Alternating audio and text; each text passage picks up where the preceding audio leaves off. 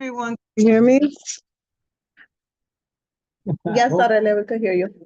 Hi.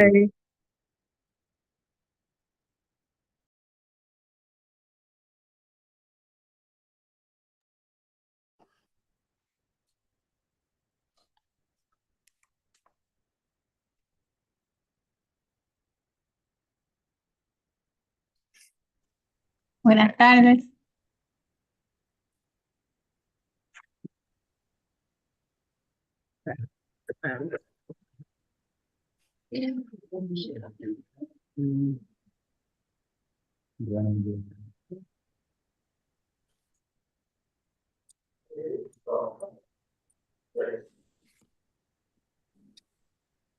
Good afternoon.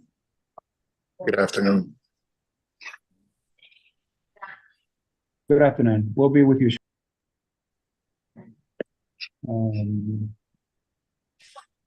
We don't sleep. No, not Let's yet. give a couple of minutes because I do have to have some report. Going to start the meeting shortly. Please give us a couple of minutes.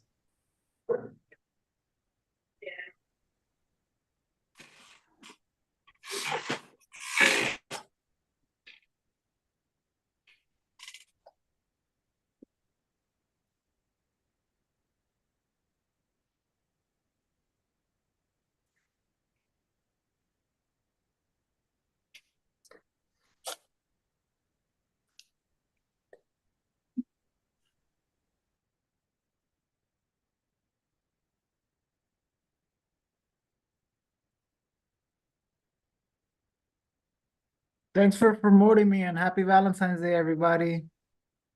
Thank you for Can you joining, give us a Danny. copy of what you sent out?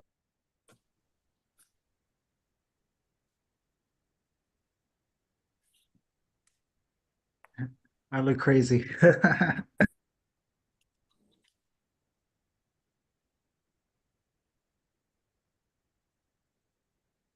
I'm just sitting in today, just checking out the meeting.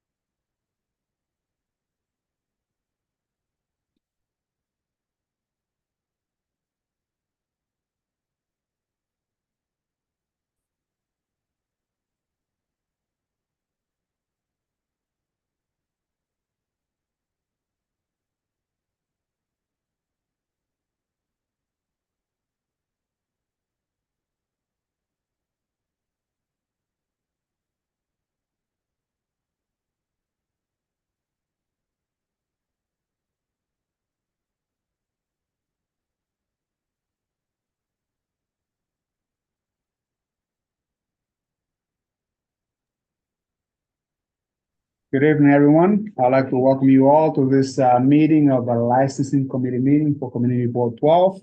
As you all know, we meet every second Wednesday of every month. And what we do here is that we render an opinion to the general board. And obviously, our decision here is not final. The board will make the final decision for your application. My name is Isidro Medina. I'm the chair of this committee. And I'm happy to have really committee members of this committee who are working really, really hard, especially on this 14th of February. As you all know, this is the month of love and friendship, right, Rob? Yeah. So I'm very grateful for the support that I get from you guys. So thank you so much. I'm going to proceed now and ask that if anyone doesn't understand what we're saying, I'm going to allow Soraya to please translate how we're going to proceed. And if any questions, Soraya, you will be able to translate for them if they have any issues. So please proceed, Soraya. Yes, thank you, Isidro. Good afternoon. I'm the interpreter for the evening. Buenas tardes, soy la intérprete para esta noche. Si necesitan ayuda con interpretación, por favor, levanten la mano cuando les toque su turno y yo con gusto los atenderé. Gracias. At this point, I'm going to go through the proper introductions, including the committee, followed by the staff, and then the respective precincts. Let me start first with the vice chair from the committee, Simari. Good evening, everyone. My name is Simari Hernandez. I'm the vice chair for licensing, and I look forward to hearing more about your applications and what you contribute to the community as a whole. And we're here as a resource of information if you guys have any questions. And Simari is also the first vice chair for this committee board. So very high-ranked member of our committee. Thank you for your attention. Thank you. Followed by Robin. Robin Cruz, I'm here to help. Followed by Leo. Good evening, everyone. Thank you for coming. Leo Hernandez, I'm board member for about 5 years now. We look forward to hearing everyone's application. Thank you, Leo. Carl Noble, proud board member. Thank you. And I see that we have Anthony Viola online. Anthony, if you're so kind, please introduce yourself.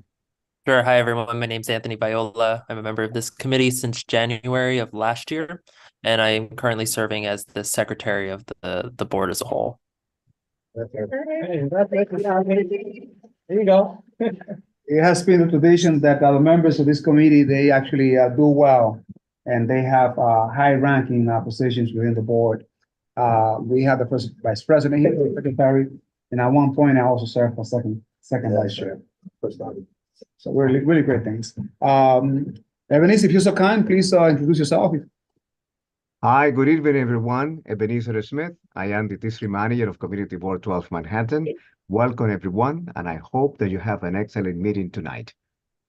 Thank you, Ebenezer. Followed by Paola. Paola, if you're in line, please introduce yourself. I think she's online. Paola is not online. Hi, I'm Paola. In person. En vivo. So Paola and Ebenezer are the ones responsible for making sure that the committee gets all the documentations that are required for us to do a thorough analysis of your application and thus be fair at the same time. So thank you so much, Paola and Ebenezer, for your assignments. Let's proceed now introducing the 33rd precinct.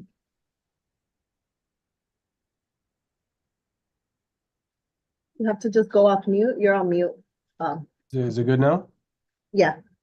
How you guys doing? My name is Sergeant Garcia. I'm the NCO sergeant for the 33rd precinct. In the chat, I also included my email and phone number for you guys, so it could be easier. Thanks. Thank you so much, Sergeant Garcia, and welcome on board. Followed by the 34th precinct. Please introduce yourself. Hi, good evening, everyone, and happy Valentine's Day to everyone. This is Officer Navarrete from the 34th Precinct. I'm the new Community Affairs Officer, taking over for Christian Perez. And, yep, I will also put my information down, phone number and email for everyone to have. Well, thank you so much, Officer Navarrete. We have worked with you many times, so I know you really well. And we're happy that you're present so you can surrender some of the opinion that will be required for us to know about what's going on within our community. Before I move on, I would like to have a chat with 33rd Precinct. Sergeant Garcia, I understand there was a stabbing in one of our local establishments, 138 Audubon, at the corner of 172nd Street. Do you have anything that to report on what transpired there? Basically at that location, there was a group of individuals who were hanging out. They were smoking hookah, drinking alcohol, and they were having a good time. And from what we gathered, it was a verbal dispute between who was paying the bill. It was amongst friends. One of the individuals there that's currently wanted took a sharp object, presumably a knife, stabbed the complainant 3 or 4 times, went to the hospital. He survived, thank God. Yeah, and then that was it. We're currently out looking for him. He's not someone that resides in the neighborhood, but he's known. But he doesn't live on Audubon. So I went there a few times to the establishment. I explained to them either 1 or 2 things are gonna happen. You help us find the person, or we come there and shut you guys down and do what we have to do. Do you know at what time this happened, more or less, Sergeant? This was about 4 or 5 in the morning, more or less. It was during non-business times. What's the business name? It's 138. 6. It's at 138 Auto on the northwest corner of Auto and 172nd. 177. Very concerned about this establishment because they just got the license last month. Yeah, that's why I was like, they just. They got, I believe, January 24th, and we're already having problems. And to make matters even worse, I had a meeting with one of our local establishments, and someone introduced me to someone, and they were telling me that they were working at this place, and that quote unquote shit started happening after 4 a.m. And then, like, here we serve as a community board, trying to make life fair for everyone, right? Not only to our small business that we care so much about, but now we get people that they commit themselves and promise that they're going to do the right thing. And they don't. So we've been taken for a ride, but this is one establishment that I will not forget. What's the name I believe it's Cafe 56. again? Let me see on the. It's on the SLA website. They just got the license last January 24th. January this- 2023. 24th. 2024. They just received the license. Wow. And I got this information from people that work there. And that particular person had to leave because she was afraid that things were going to happen. And then this thing happened. Like, damn. It's called Marian Cafe. Marian Cafe? Yeah. So Sergeant, anything that you can fetch us, it will really be helpful. The thing is that they will not be back until close to 2026. I myself, not speaking on behalf of the committee, if I can get this place, this establishment closed and shut down right away, I recommend that you do that right away. It's just a shame. You do have my contact. I'll touch base with you guys later on what operations we'll set up over there to see what we could do enforcement wise. Please, thank you so much, Officer, for your input. The next step, and again, we're trying to go through the agenda as soon as we can because it's Valentine's Day, so I understand all of that. But first, I would like to introduce someone that has a company that provides great services to our local restaurants, and this has to do with cleaning and maintaining or being up to codes with our local restaurants. And on that, I would like to have or introduce Lenny Ponte, who represents iClean. It's a local owned, minority owned business. And she will have about 3 minutes to introduce you to what they do and what type of services they provide to the community. So, Mr. Ponte, you have 3 minutes. Hi, everyone. Thank you for having me here tonight. So I just wanted to provide you with a little bit of information regarding two companies that we work for. So we have iClean and Inspection Squad. Inspection Squad specifically was set up to work with all of our restaurants in the New York City area to help you with any violations when it comes to health violations. So what we do is we provide inspections. We will go in, we'll inspect the establishment. We will provide you with a very, very detailed report that will provide you with photos, violation codes, comments. And our aim is basically to make sure that you always receive an A on your score when the city comes to inspect you. I will leave our information in the chat, just so everyone has it. Please feel free to reach out. We would love to help you. We also do some assistance with any previous violations and summons that you may have received. So once again, please reach out. Our phone number is 609-997-7823. I will again leave that in there, but basically what we do is just inspections grade. So yeah. And thank you guys again for having me today.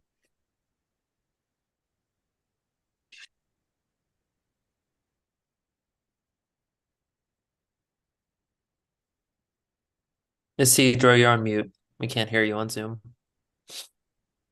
Thank you so much, Anthony. So let me explain to you, for those of you that are new, how we're going to proceed with these applications. We're going to listen to each applicant at a time. Later on, we're going to have our local or respective precincts to state their opinion about each particular applicant.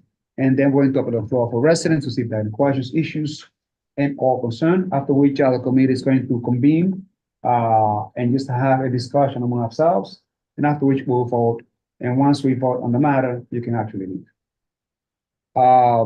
Again, this is only a recommendation that we're going to make to the general board. This committee doesn't have a final decision. Final decision will be made by the general board. On that note, if there are no questions, I recommend that we proceed.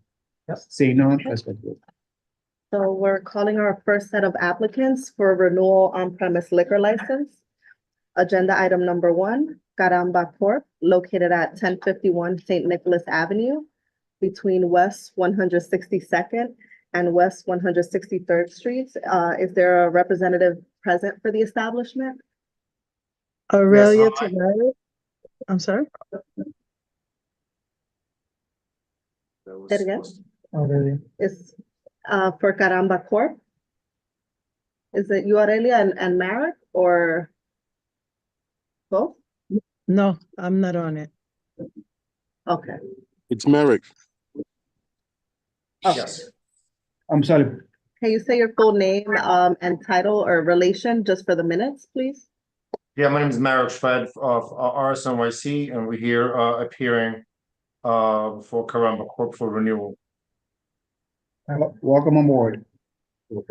Can you say your last name again, Merrick? Can you just say your last name again? I'm sorry. I'm sorry. You said Merrick. Yeah, last name is Shved, SCHWEDT. Okay, thank you. Thank you so much. And this applicant submitted a complete application.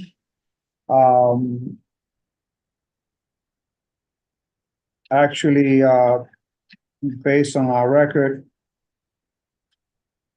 there was an objection going back to May 12, 2021, because of we require a stipulation of the applicant to submit a copy of the soundproof limiter by the time that it was requested, which was a Friday. Friday came and went, and we received a copy of the STIP of the proof of purchase. On that note, we reversed our vote, our board meeting, and it became a negative. So Marek, you came here, 2021. That was May 12th. At that time, you committed yourself that you're going to send a copy of the proof of purchase of Sound Limited. And that was supposed to be brought up to the board by the Friday before the general board meeting. But the board and all the office did not receive this proof of purchase. And we actually changed the vote from a positive to a negative. Can you give us an explanation as to why that happened?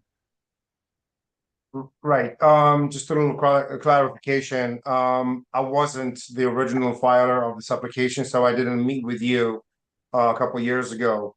And I'm not aware of that happening. I wish that the operator was here to chime in on that, because I'm not aware of that. But if you give us a day or two, we could definitely rectify the issue. I wasn't aware of that. We have that on record. Before I move in to see what how the committee feels, I would like to give the opportunity to the 33rd precinct to please state their opinion. Sergeant Garcia, please tell us your opinion on how you feel about this application that is coming before you.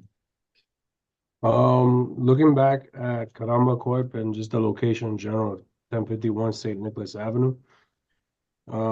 Historically, it's not a vast majority of crime that has occurred at the location. Obviously, we know that any location that has liquor and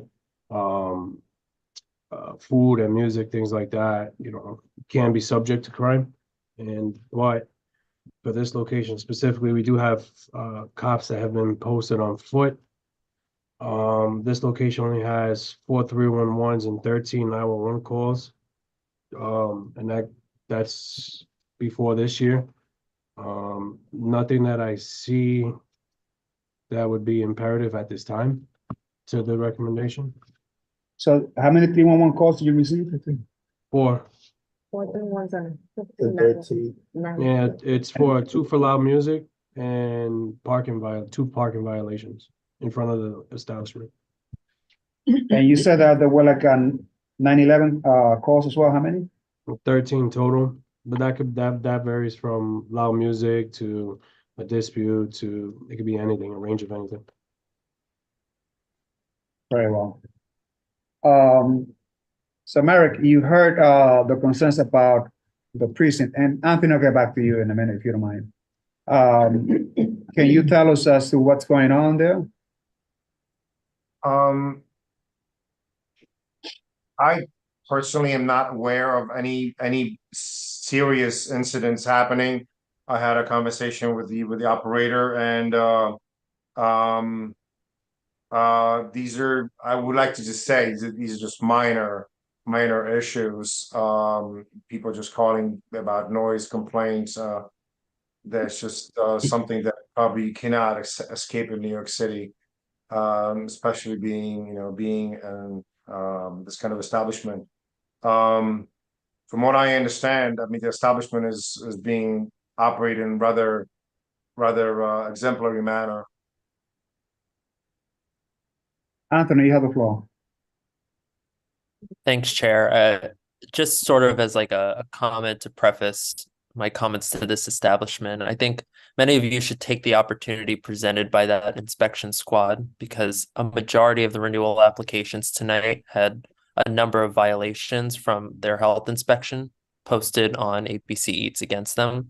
And as my co-committee members know, I tend to ask questions related to those health inspections. So turning back to this applicant, Caramba, in your last inspection, there were a number of issues related to the health of your establishment, related to mice present, fruit flies, cleanliness of surface area, etc. Can you explain what remedial steps were taken to ensure that those issues don't appear again on the next health inspection? From what I know, there are regular visits by exterminator, And I know that they increased level of their sanitary conditioning. So they are still waiting for another inspection that's supposed to occur anytime right now to actually grade the establishment. I'm sure they're going to do well. I see, Leo. Thank you, Merrick, for coming. Do you guys, would you know if they have a good neighbor sign on the door or have a manager's phone number somewhere visible for patrons or neighbors to just reach out? Still kind of avoid reaching out to 911. Obviously, there is a lot of noise pollution in New York City, but you know, we want to make sure that our businesses are good neighbors to our community residents and tenants. Would you know if they do have that? I'm sorry, I'm personally not aware of it. I'm not saying they do or they don't, but I'll make sure there will be the phone number and the name of the manager in the window within 24 hours. I just can't answer positively that there is a number right now. I'm just not aware of it myself. Sergeant Garcia. I just have one thing to say about the comment he made. Any noise complaint in the city is a reflection of the establishment versus the community itself. We also, you know, it's one thing having a business, it's another thing, you know, being very loud and abruptive, because it creates an environment for crime to occur. It also disrupts the elderly that live in the community that's been here for 30+ years.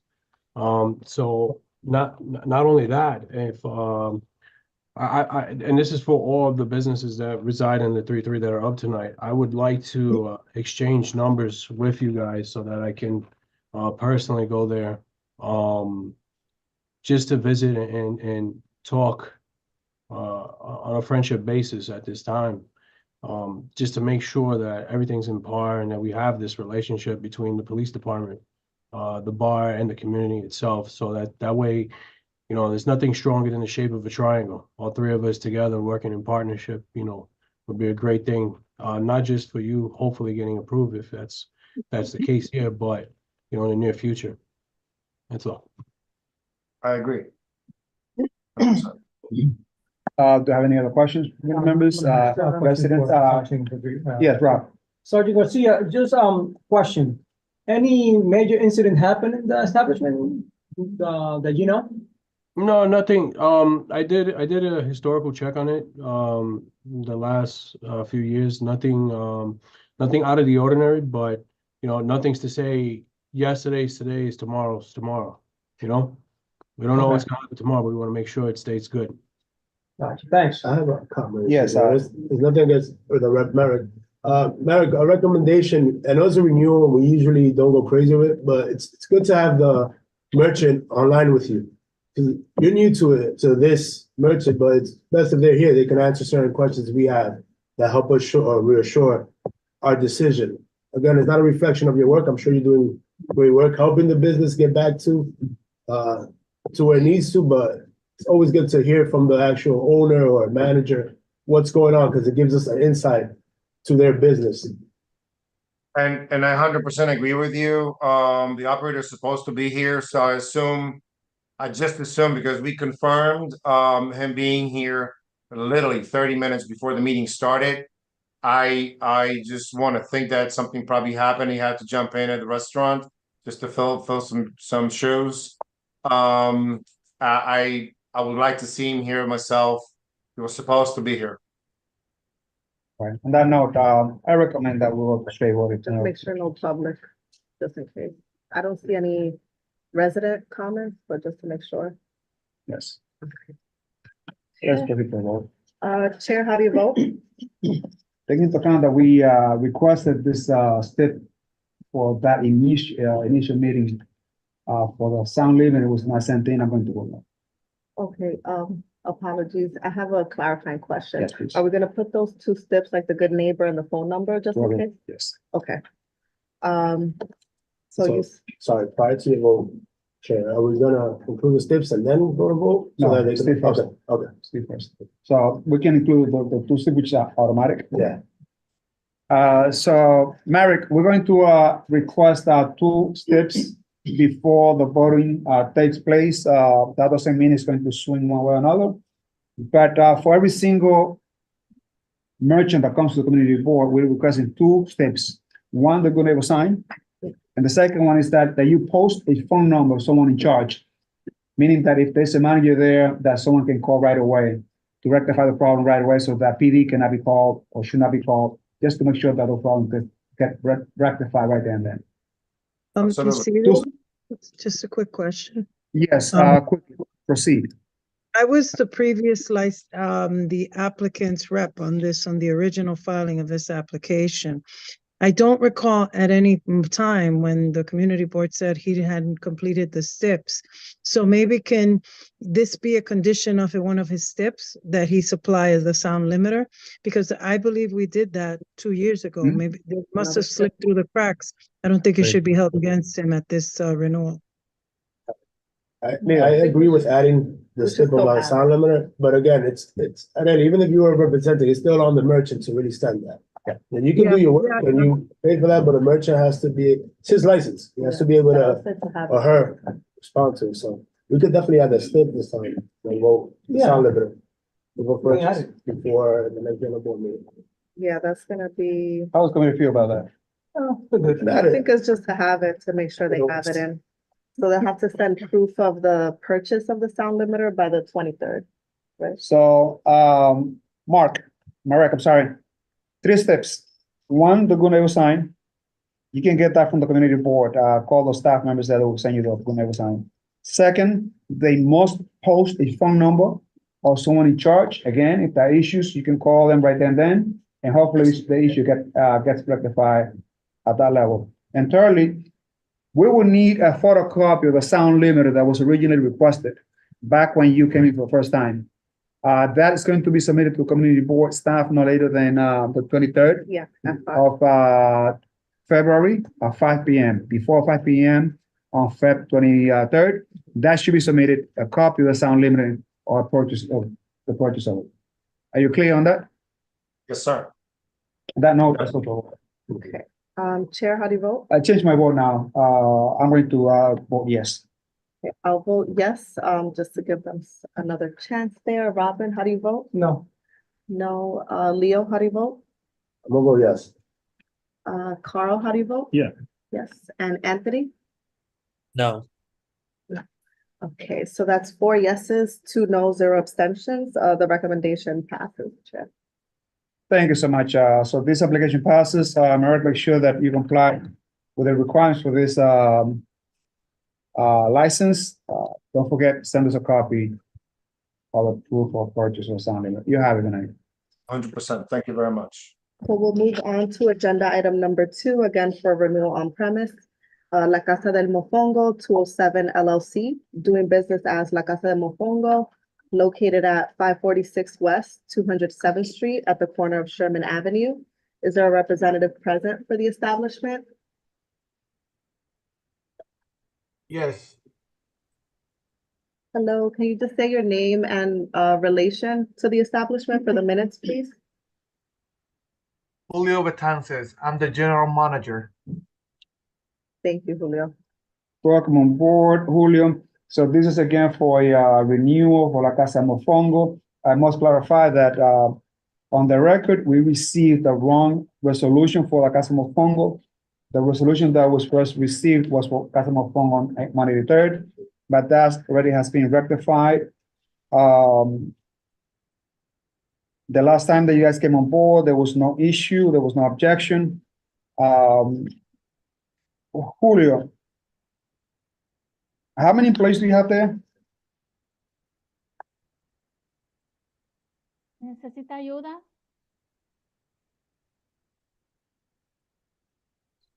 Soraya. No se te oyó muy bien. Soraya, no se escucha nada. Okay, I'm sorry. So please unmute My- yourself if that my was done. sound extension. Can you hear me now? Yes. Yeah, better. So Julio, how many employees do you have there? We can't hear you. I cannot hear, I cannot hear anything. Now we can hear you. Okay, How many employees do you have there? approximately 48. All right. All right, so this is Casa Mofongo 207. It's a place that I usually go to check your live music. No issues on my end, Julio. I think that you manage this ship kind of tight. The only request that I will make is that perhaps maybe the DJ can every now and then announce the patrons not to double park because of 207. But before I do that, I'm going to let the office of the 34th precinct tell us anything about how they stand on this particular matter. So Officer Navarrete, you have the floor. Good evening. Other than the double parkers that I've seen them working on, we 34th precinct does not have any objections at this time. Thank you so much, Officer Navarrete. No objection with 33rd. So Julio, for every single applicant that come to the board, once again, we're requesting two steps. One, which is a copy of the good neighbor sign. And the second one is a phone number, someone that will be in charge, present at the premise. Any issues with those? No issue. I mean, there's a phone number on the window. Yeah. Again, thank you so much for bringing so many artists that brings light to our culture. Love the food there, love the establishment, but now I'll let Anthony that has his hand up, and I'm sure this will come by way of the health questions. Anthony, you have the floor.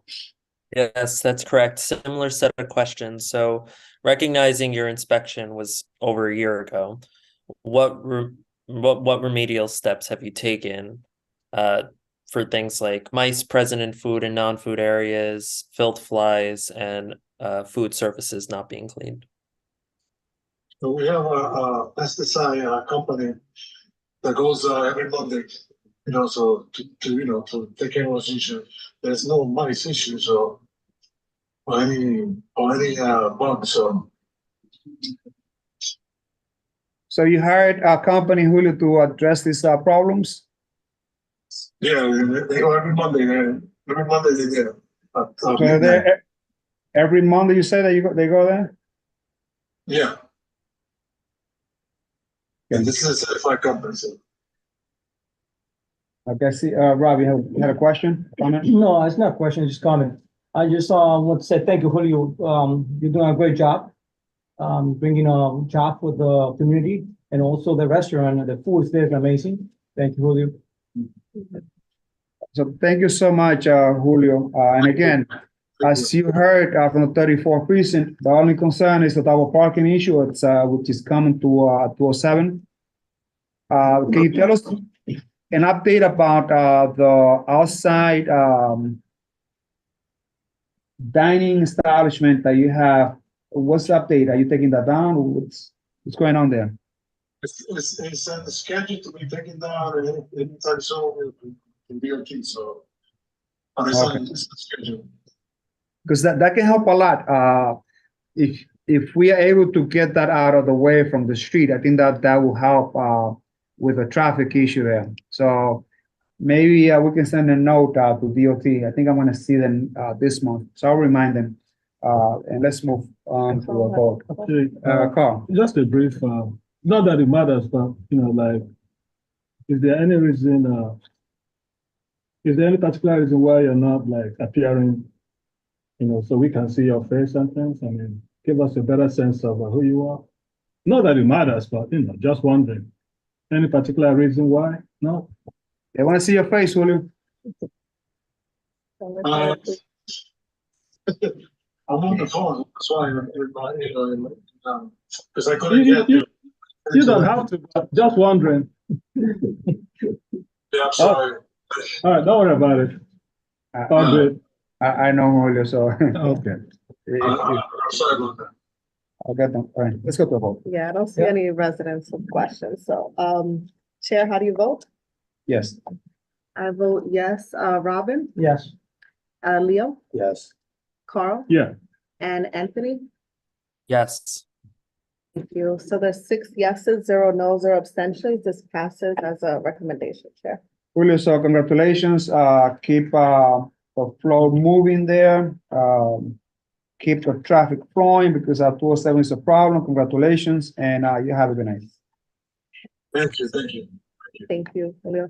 So moving on to agenda item number 3, Vida en China LLC, doing business as Chinito Latino, located at 122 Dyckman Street at the corner of Post Avenue. Is there a representative present for the establishment? Chinito Latino. Seeing none, let's move with 34. What is the opinion of 34, precinct? No objections at this time in regards to this establishment. Thank you so much, Officer Navarrete. Taking into account that we see no other issues from the residents, I'm going to open the floor for Anthony. Anthony, you have the floor. Yes, since the owner or management is not present, I just do want to comment that the most recent inspection, which was conducted in May of 2023, concluded with 40 points. The health inspection decided not to grade them or issue a grade to them, but some of the items are pretty severe, and I would have liked to hear from the operator about what they've done to remediate those items, including evidence of mice or live mice, food contact surface not being properly washed, cold food item held above 41 degrees, etc. It's a shame, right? Yes. I order that all the time. Like the fried rice? Thank you, Anthony. I go there myself a lot, and I like the food. That's a problem. Do we have anyone from Chinito Latino? Actually, no, I go to Secretario. I see no one. They did submit a complete application, including a copy of license, questionnaire, public notice. There was no objection last time they came here for renew, which was January 25th, 2022. It's a complete application that I hear. I recommend that we go to a vote. Yeah. It's a shame, though. Yeah. oh, I do actually, like the establishment. question I have, do we have any view on them not being here? I mean, the question Anthony raised is a serious question that, would, it would be nice I to think have what that we've person. established in the past is for renewals, we They don't, don't have to. if they don't have any complaints about 34 for any outstanding issue, we usually just. So why aren't they at least here? I mean, that's a real. They should be thing. here, but Yeah. we do have this long-standing rule that I hear definitely the application. But again, they should be here. I thought that was a rule, but.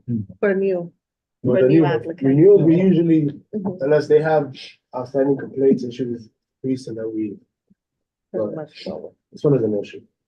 I mean, if there are no outstanding questions, that'd be different, Yeah, but yeah. now there's a question Yeah, I that agree. some committee member would have liked to get clarity about. Yeah. Let's go straight to. This question that Anthony brought, can I answer because the applicant's not here? Yeah. We also have the issue about the steps, they're not here either. So this will be pending. Yeah, we For the have to steps.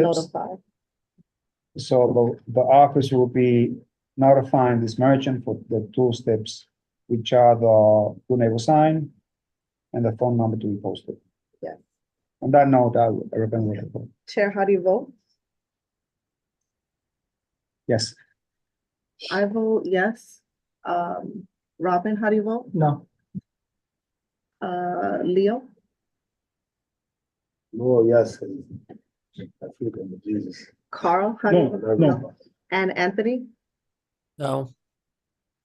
So this is 3 yeses, 3 no's, 0 abstentions. It's kind of like Doesn't matter. no vote, it doesn't pass, yeah. All right. 3 also passed. So this application falls. Yeah. Okay, so I'll move on to agenda item number 4, Mary Kay Mac Inc., located at 221 Dyckman Street at the corner of Broadway Avenue. Is there a representative present for the establishment? Yes, hi, it's Merrick again, and I know Carlos is here as well. Yes, I am. Carlos Severino. He's Carlos, the new what's the last name, I'm sorry? Severino. Okay, Severino. Severino. And Carlos is the owner? Carlos is Yes. the owner. Yes, so Carlos took over the business not even 2 years ago, last year, I believe. He did the corporate change. Hi, Carlos. So how's that business there going? It's going pretty good. As you know, I'm part of the Dyckman Plaza. So this summer was really amazing and challenging, but it was great from the concerts to the stuff that we did for the community. So it balanced out with everything else we're doing. So hopefully next year we have another great year. Yeah, the plaza has been creating lots of events there with the hope that it will translate for businesses to do a little bit better. There was some meetings before that. So this is the Fairview 34 precinct. Officer Navarrete, you have the floor as far as this application is concerned. No objections, Cito. No objection from the 34 precinct. Are there any issues from the residents? If not, Carlos, we're going to ask you for 2 steps. One is to post a good neighbor sign. Second one is to post a phone number of a managing place in case there are any issues, so that the issue can be rectified right then and then without having to proceed to PD and or any other city agencies. I took initiative already to do that before once I was already involved with the establishment. So I have the managers, the building manager, the super, and anybody on my side all the way to the 6th floor.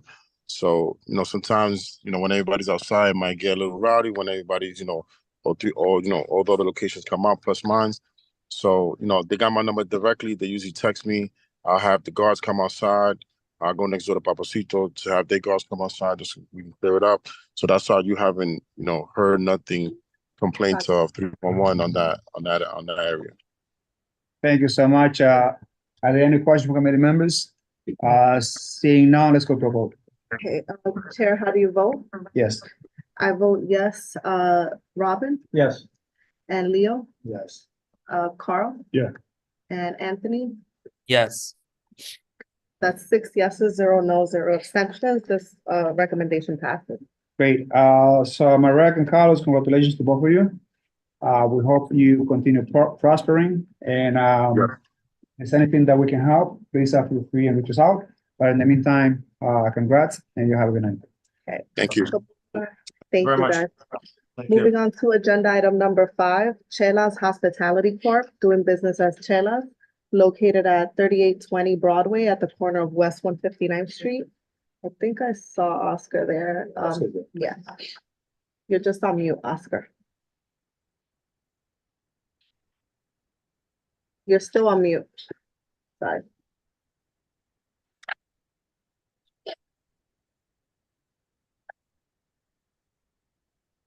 Oscar, please unmute yourself.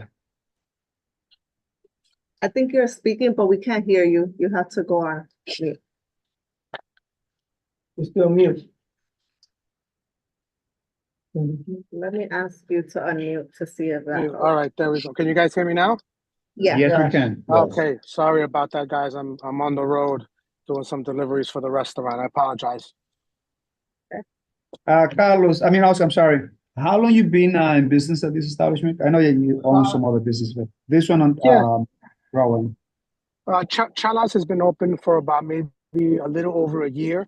Locksmith is the other establishment that you guys might know a little more. We've been in business at Locksmith for 15 years, thank God. It's been a long road. I love the establishment. It's it's a really great place you have there. I hope you do well. And I hope so too, guys. how's business going there, Oscar? I'm not gonna lie to you guys, it's tough. The economy is really tough right now, as we all know. So it's a tough road. Restaurant touring isn't the easiest, but we try our best to keep going and pushing forward. Hopefully, starting hopefully now with Valentine's Day, and also the tax filing also usually does a kickoff. So we hope that things can, will get better soon. Thank you very much, guys. This applicant came to the board in February 22nd of 2022. There was no objection by the board. I see no questions from or issues from attendees, residents, committee members.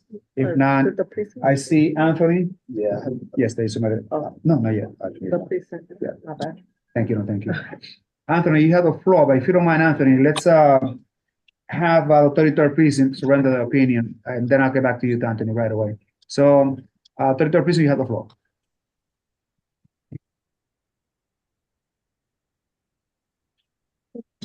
Team, Sergeant Garcia, you have the floor. I think he's. I think he stepped up. Oh. I might stepped out. 33rd, I'll write down that not here at this moment. Are you Sergeant? Yes, so we just reviewed the application from Chelas. Do you have any comments? No objections at this time. So 33rd has no objection. Anthony, I'll go back to you now. You have the floor, Anthony.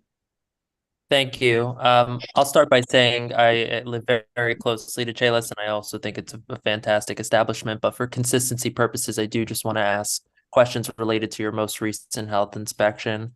I'm happy to see that, unlike many of the others, there were no evidence of live mice or flies or any other type of rodent. But the health inspection did note things like food handling, raw, cooked, or prepared food, not in proper storage, sanitized equipment, improperly used or stored. So my question is, with respect to that health inspection, what remedial steps have you taken to prevent that from appearing the next time? We took care of all the issues, and every 2 weeks, my general manager sits down with chef and the staff, and we go over everything that they need to focus on, especially all the violations that were caught the last time around. So we have worked on the issues, and we're hoping when they come back, we're ready for them. Thank you so much. I just have a comment. I've been a patron of Locksmith since 2021, and Chelas the last year and a half or so. I think they run a really good tight ship. Oscar and his brother and his wife are great owners. They're very attentive to their patrons. They offer great hospitality, and I think they're a great merchant community. They did a lot of good work. I know we mentioned that during COVID, did a lot of great work with delivering food, so like elderly and having the business open. So thank you, Oscar, for all the work. The community engagement of Oscar and his family, it's second to none. I like how they engage the community besides the service, they service also. I'm really happy with the outcome of this restaurant, both Locksmith and obviously Chelas. So Oscar, we're really happy with the work that you're doing. We hope that, that business kicks off fast for you to keep your employees that are mostly from our community. Thank you very much, guys. And Oscar, we're going to have 2 steps, and we're requesting like every single applicant to have this, which is a good neighbor sign and also a phone number to display at the establishment in case there are any issues, you can rectify the problem right there and then. Any problems? Absolutely. Absolutely not. So with 2 steps, 1 good neighbor sign and a phone number, let's go to straight vote. Chair, how do you vote? Yes. I vote yes. Robin, Yes. Leo, Yes. Carl, Yes. and Anthony. Yes. Thank you. So that's 6 yeses, 0 no's, 0 abstentions. The recommendation passes, Chair. Congratulations once again, Oscar, and with regards to the family, happy that you are one of our great merchants.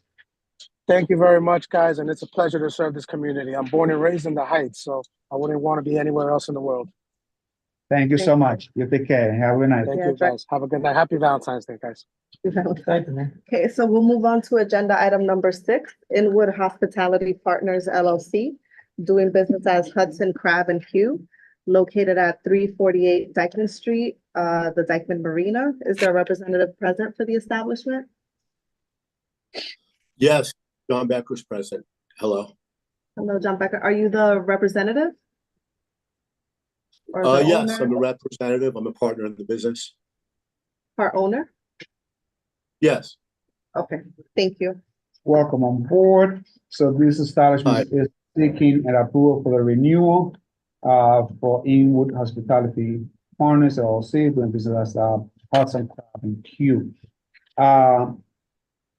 So, John, I see that you are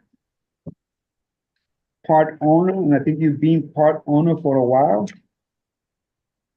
Is that correct? Yes, since the beginning, since we took the restaurant over, I guess approximately 5 years ago from La Marina, I've been a partner since then. So are you the principal owner? Yes. Okay, because the issue that I see with that is that if you became the principal owner from James Goldberg, I believe it's James, right? I Yeah, so believe that James you- is a part. James is a partner in the business.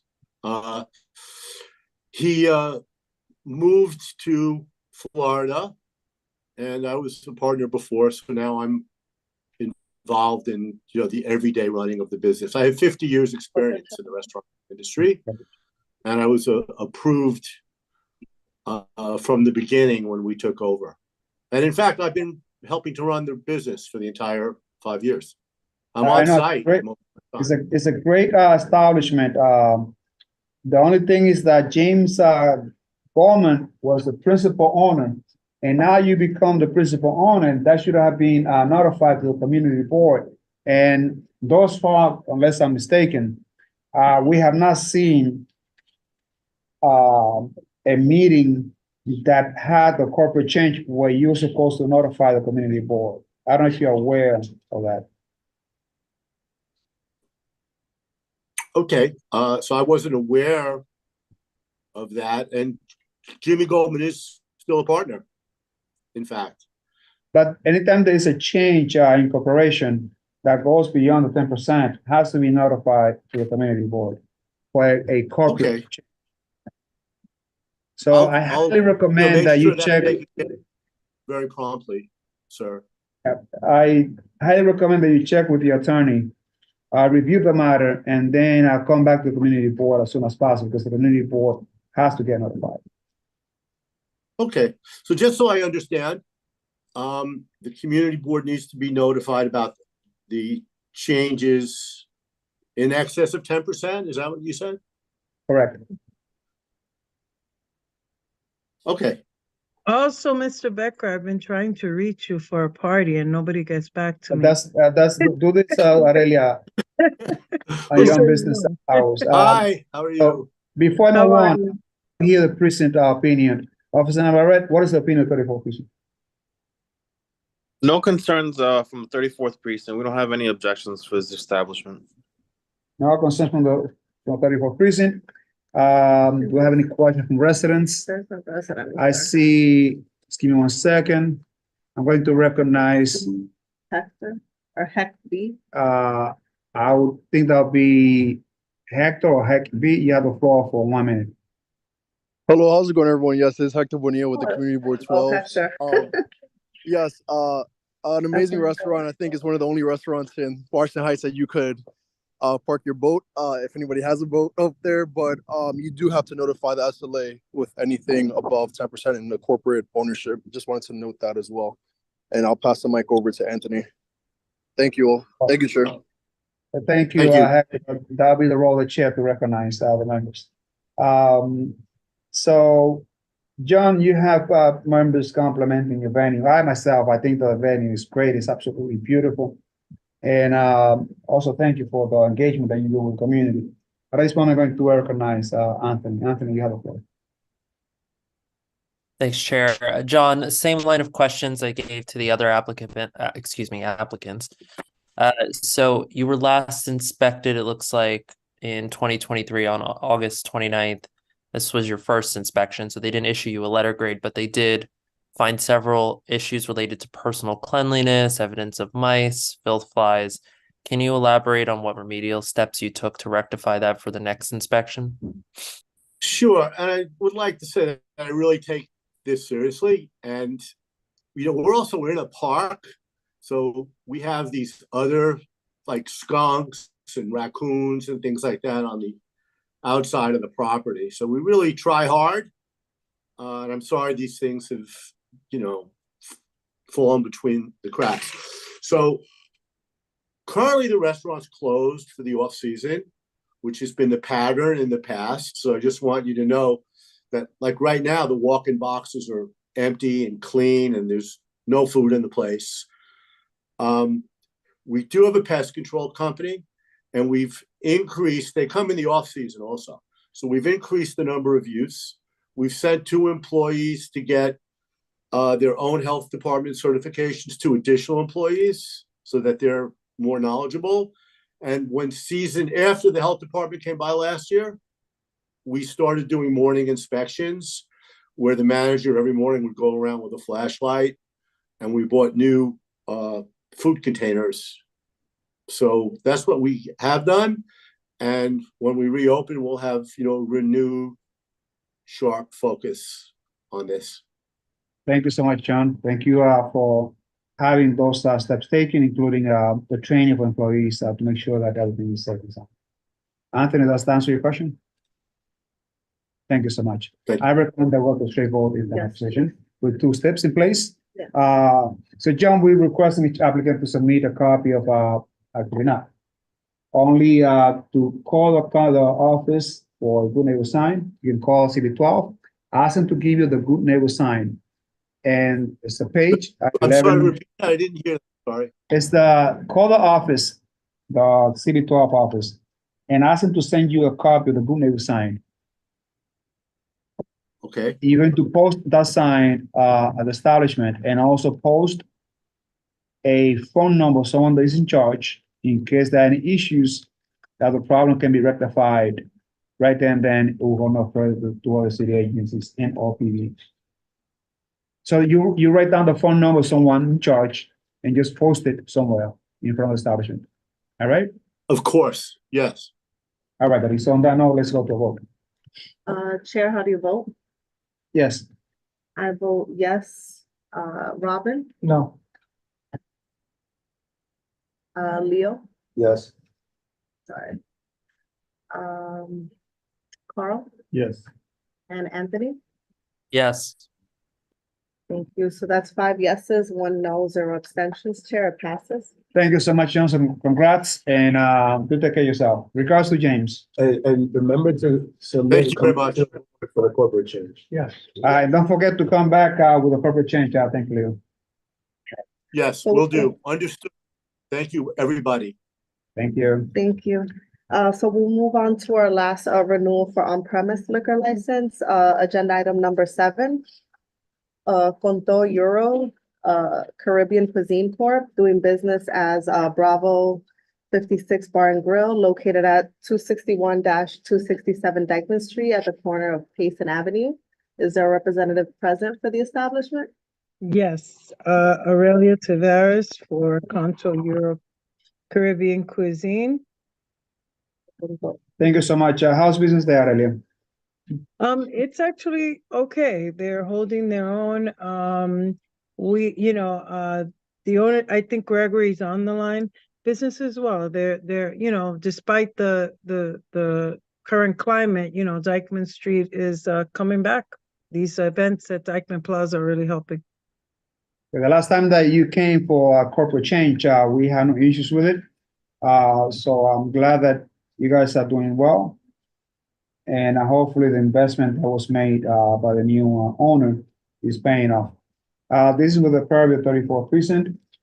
Officer Navarrete, what is the opinion of 34th Precinct? No objections for this establishment. There's no objection. I'm going to open up the floor for questions. I don't see any I residents. see none. I really have 2 steps. Mm-hmm. A Good Neighbor sign, as you know, and a phone number to be displayed at the establishment. Thank you. On that note, let's go to a vote. Okay, Chair, how do you vote? Yes. I vote yes. Robin, Yes. Leo, Yes. Carl. Yeah. And Anthony. Yes. Thank you. So that's 6 yeses, 0 no, 0 abstentions, Chair. Congratulations, Aurelia. Regards to the new owners there. And if you have no other applications, you have a good night. So we'll move on next to, oh, sorry, I read it. My bad. Okay, we'll move on next to the renewal restaurant wine license. So agenda item number 8, El Nuevo Capri Restaurant Corp. Located at 1340 St. Nicholas Avenue between West 177th and West 178th Street. Is there a representative present for the establishment? Yes, Aurelia Tavares for El Nuevo Capri. How's everything going there, Aurelia? They're good. They're family run. The 2 sons and the father, and the food is good. It's small, and they're doing good. They're doing very well. Been around for a long time, right? Yes, from the father to the sons, and they all rotate. It's what's making it work because they're always on site. When you're on site, problems are minimized, you know? I think they've been there for 25 years, right? Yes. Lee was just a kid when they opened up. Yeah, now he wants a liquor store, he wants this, he wants that. Everything in due time. This is one of the private 33rd precinct. Sergeant Garcia, what is the opinion of 33rd precinct? No objections at this time. No objection by 33rd precinct. So Aurelia, again, with 2 steps, a good neighbor sign, and a phone number. Yeah, I don't see any resident comments. Saying no comments, I recommend that we go straight forward. Let's proceed, please. Chair, how do you vote? Yes. I vote yes. Robin? Yes. Leo? Yes. Carl? Yeah. And Anthony? Yes. Okay, thank you, guys. So it's 6 yeses, 0 no's, 0 abstentions. This passes, Chair. So once again, congratulations to you, Aurelia, and the owner. This application passes. Thank you, Aurelia, sorry. Our next applicant is for corporate change. Agenda item number 9, La Cabaña Salvadoreña, Inc., located at 4384 Broadway between West 187th and West 189th Street. Si puede, un poco más cerca, para que la capture la cámara el audio. Do we have someone that is representing you? No, just her. No, sorry, I was just. Si necesita. ¿Necesita ayuda? ¿La demostración? Posiblemente. Si se puede seguir más adelante para que el audio es para que la oiga. Gracias. Yes. Soraya, Yes. yes, please help her.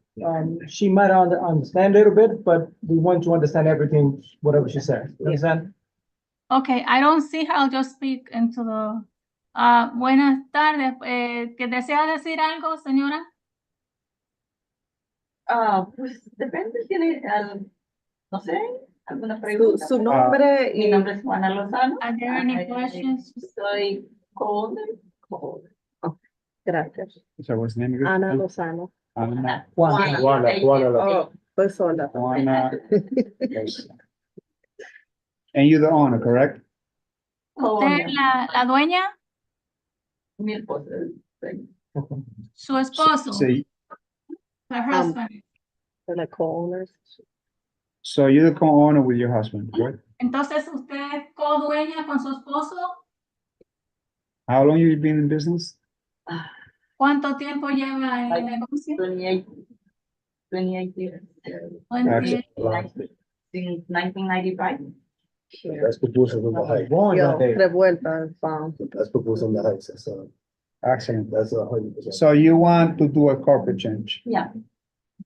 For the record, who's coming in and who's coming out? Who's buying, who's selling? Nobody, just the change of name, because before it was doing business as it was a sole property, now it's gonna be a corporation. That's the only change. And my husband is. So it's a new corporation, correct? And who owns the corporation? My husband. And who else? Just your husband? Yeah.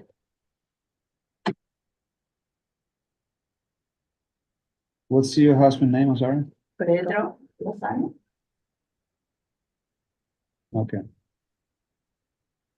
And he's been there since you started, correct? And how's business there? ¿Él está ahí desde que empezó? Sí. Yes. Sometimes good, sometimes not, but we're surviving. I think this is a great establishment. I passed by a couple of times there. I never had a problem there, never had an issue. But I'd like to hear the opinion of 34th Precinct, Officer Navarrete, you have the floor. Absolutely no concerns coming from this establishment. There are no objections for this establishment. Not surprised. At this point, I think that we have a clear understanding. This is a new corporation. The husband will be the sole owner. And if there are no questions, I recommend the 2 steps that you should do. Right? Just, dejar saber, el establishment muy bueno. Comida buena, been there for years, I've been selling for years. That's for Yeah. the Heights. Yep. Remember that. So I will create part of the minutes and the resolutions that committee members have complimented this establishment. Yeah. So on that note, I'm going to recommend 2 steps they're going to sign and the phone number. You understand about calling the office here and asking them to give you a copy they're going to sign? Okay. And also posting a phone number or someone who will be in charge in case there are any issues. See, what we're trying to do is to make sure that problems are not escalated at any higher level, because we want to protect the small businesses. That's what we're doing, right? That's what we're doing. So do that, and if there are no questions from committee, I recommend the vote, straight vote. So, Let's do that. so Raya, Yes. can you tell her that she needs to come to call the office to get the good neighbor sign, and also she needs to post a phone number. That's right here. Oh, it's right here. Okay. Señora, comprende que tiene que llamar a la oficina para el cartel de buen vecino y para asegurarse que ponga un número de teléfono del encargado. Sí, sí, la primera la segunda, pues, Teléfono. el número de El número de teléfono y teléfono. el nombre de la persona en caso de algún Sí, problema. del manager del encargado, el número de teléfono para evitar que las quejas se escalen al precinto, para protegerle a usted. Let's go straight vote. That's a good neighbor sign. Okay, Chair, how do you vote? Yes. I vote yes. Robin, Yes. Leo, Yes. Carl. Yeah. And Anthony. Yes. Okay, so that's 6 yeses, 0 no's, 0 abstentions. Let me see that as well. Thank you. Great, congratulations, you have a good night, and thank you so much for creating this, a great venue where people and family can enjoy themselves. Gracias a ustedes por ayudarnos The branding on a it. seguir trabajando. Pasen buenas noches. Gracias, Juan. Have a good night. So we'll move on to our next applicant for a method of operations change. So agenda item number 10. We equals ESK, I guess, doing business as Grand Maya, located at 3920 Broadway between West 164th and West 165th Street. Is there a representative present for the establishment? Yes, Yes, how good are you? evening. I think there's 2 of you. Yeah, sorry about that. Miguel Acosta representing Grand Maya. I have the principal owner also. It's on the call, Mr. Edward Tavares. Thank you. I'm sorry, what's the name of the principal owner? Edward. Edward Tavares. So Okay. you're asking us to do to change the method of operation. What is the request precisely about to change the method of operation, Miguel? And Well, the licensee is currently approved to operate till 2 a.m. and basically we're looking to add 1 more hour to each day. So it's currently approved from 11 a.m. to 2 a.m. Monday through Thursday, and on Sunday through Thursday, and then to 3 a.m. Friday and Saturday. And we're requesting an additional hour for Sunday through Thursday, so it'll be 3 a.m. and 4 a.m. Fridays and Saturday. So that means you want 7 days a week into 3 a.m. That came last month. No, we want 5 days till 3 and Friday and Saturday till 4. Okay. But it was. I think they just came did you guys just come last month? My bad. I'm like going out of the order of the questions. No, I don't think so. Come in last month? I don't think so, but no, maybe I'm wrong. Yes, they did. They came last month for renewal. It was under Oh, the name Fireball. For the renewal. Yeah, Okay. previously known as Fireball. It was Oh, changed there to you Grant. go. Thank you, Samantha. That's why I'm Yeah. like, hold on, I'm getting confused. Okay, but it was a renewal, so it wasn't a new. It was a Okay. renewal, yes, correct. Okay, thank you. Okay, so the request is add one more hour to what they have on the present hours of operations. So each day that you have here, you want to increase it by 1 hour. That is correct. And to be clear, let me just go through the process. So on Sunday, you want Crown is until 2 a.m. and you want until 3 a.m., correct? Correct. Then Monday, you have until 3 a.m. So you ask until 4 a.m. No, it's still 2 a.m. Yeah. I don't know. I'm looking at the Okay, it's 2 application a.m. question. Sorry. Yeah, so so Sunday through so you Thursday want- is 2 a.m. No, let me just go one at a time. Sorry. Sorry. So Monday, you want to extend from 2 to 3, right? Correct. Tuesday until 3, right? Correct. Wednesday until 3. Correct. Thursday until 3. That is correct. Friday until 4. And Saturday until 4. That's the Correct. request that you make. All right, thank you so much for your patience. Why do you want these hours? Well, my client had requested this in the past when he was operating under the business of Fireball. My client basically changed his menu, converted his business into a Mexican cuisine, and is now operating under Gran Maya. So the request is being made to reduce the restrictions that his license currently has. The patrons at some points, they like to stay a little bit longer. And based on the liquor authority's information that we received, the community board shall approve these extensions of time in order for the restrictions to be removed off his license. Let's proceed to the opinion of the 34th precinct. 33rd, apologies. Sergeant Garcia, what is the opinion of the 33rd precinct? The 33rd precinct has no objections at this time. Nothing further. No objection. The last time that came here for the renewal, that was last month. Thank you, Anthony. And there was no issues. No, 34th. 34th. it was This- the 33rd. 33rd. No objection. So Robin, followed by Leo. Sergeant, I see a question. Do we have any 911 for the establishment? As far as you know? As far as I know, no 911 calls. Everything seems okay so far. Thank you. Thank you so much. Leo?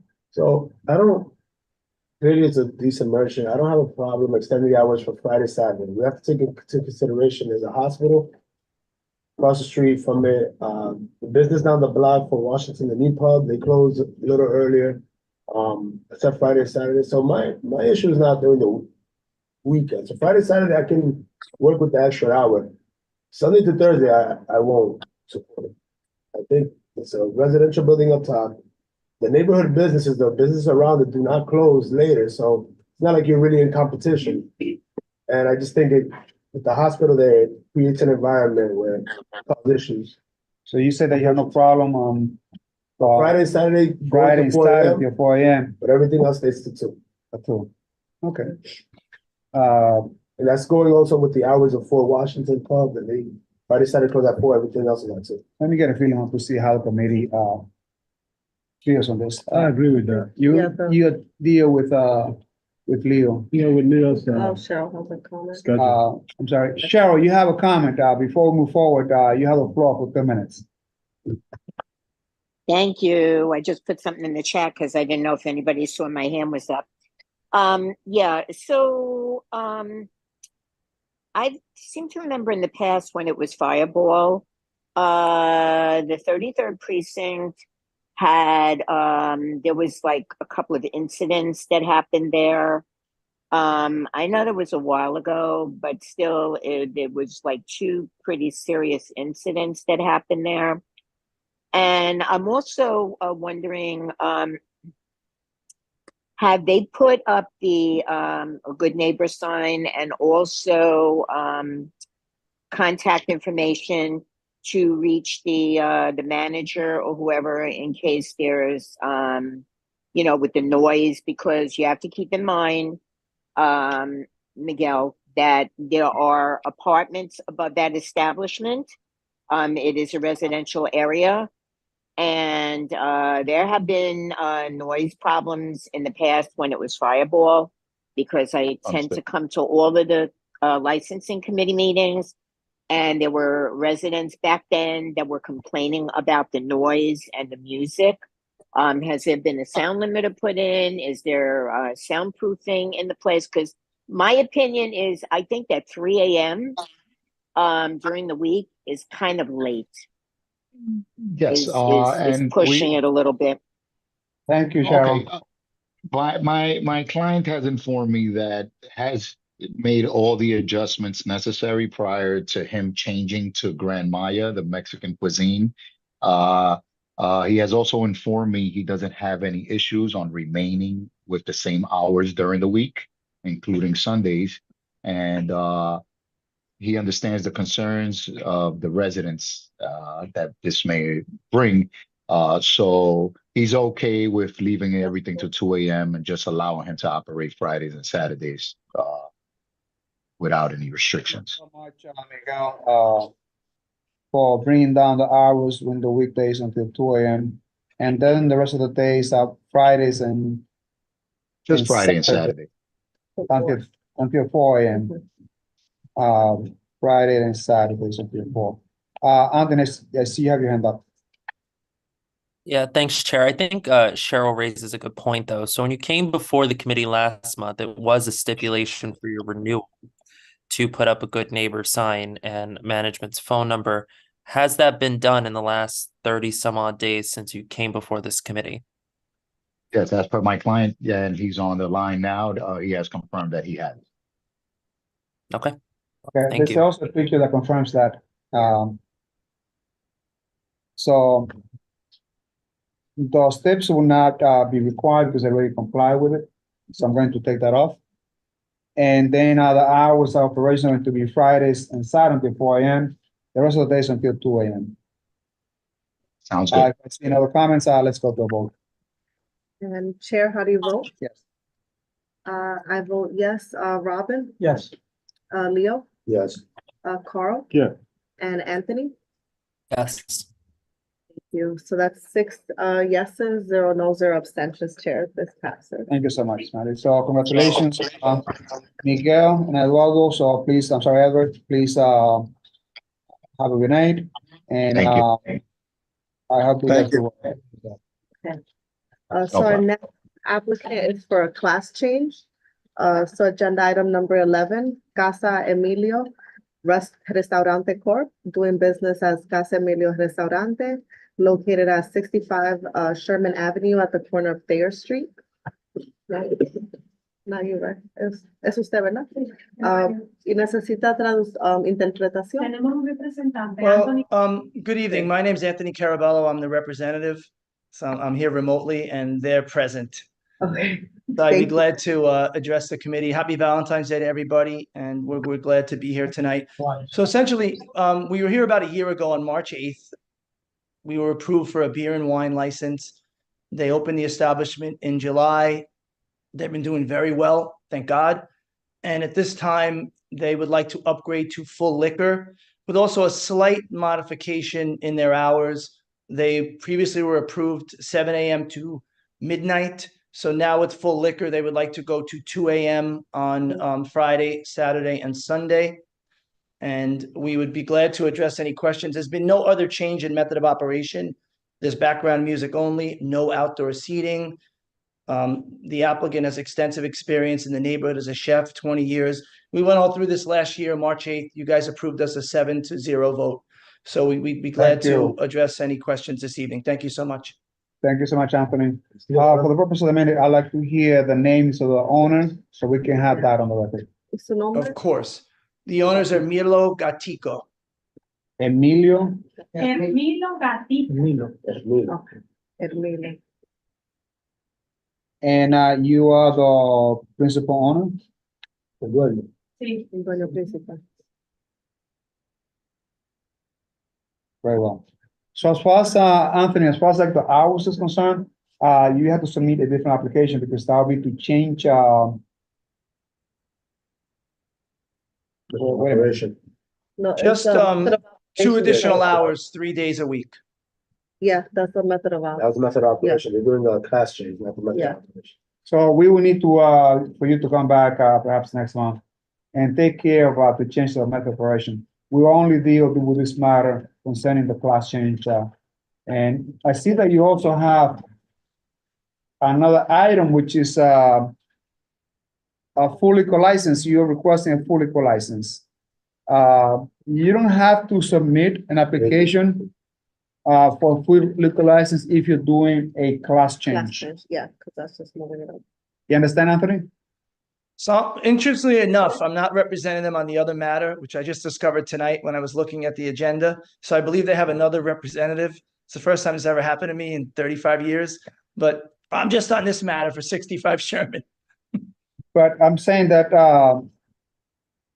Oh, this is a different this is a location. different location. Yeah, it's a different location. You're not representing them on this. On the other- No. That would be me, Miguel. Miguel. I'm representing them on the location in Oh. Amsterdam Okay. for the wine and beer. Okay. This is quite Separate interesting. matter. So this is the two matters tonight. I'm on Alright. one, Miguel's on the other. Hi, Well, Miguel. but this, I think the method of operation still has to come. Yeah. Yeah. Yeah, the method of operation and the change of classes for the 65 Sherman Avenue, I believe. Correct. Thank you. Hey, bringing two reps at a time. Business is good, huh? That's you over there. Nothing. Oh, well, let's deal one matter at a time. So the request here is, a class change, for the one that is, uptown, which is on, Thayer Avenue. On the corner from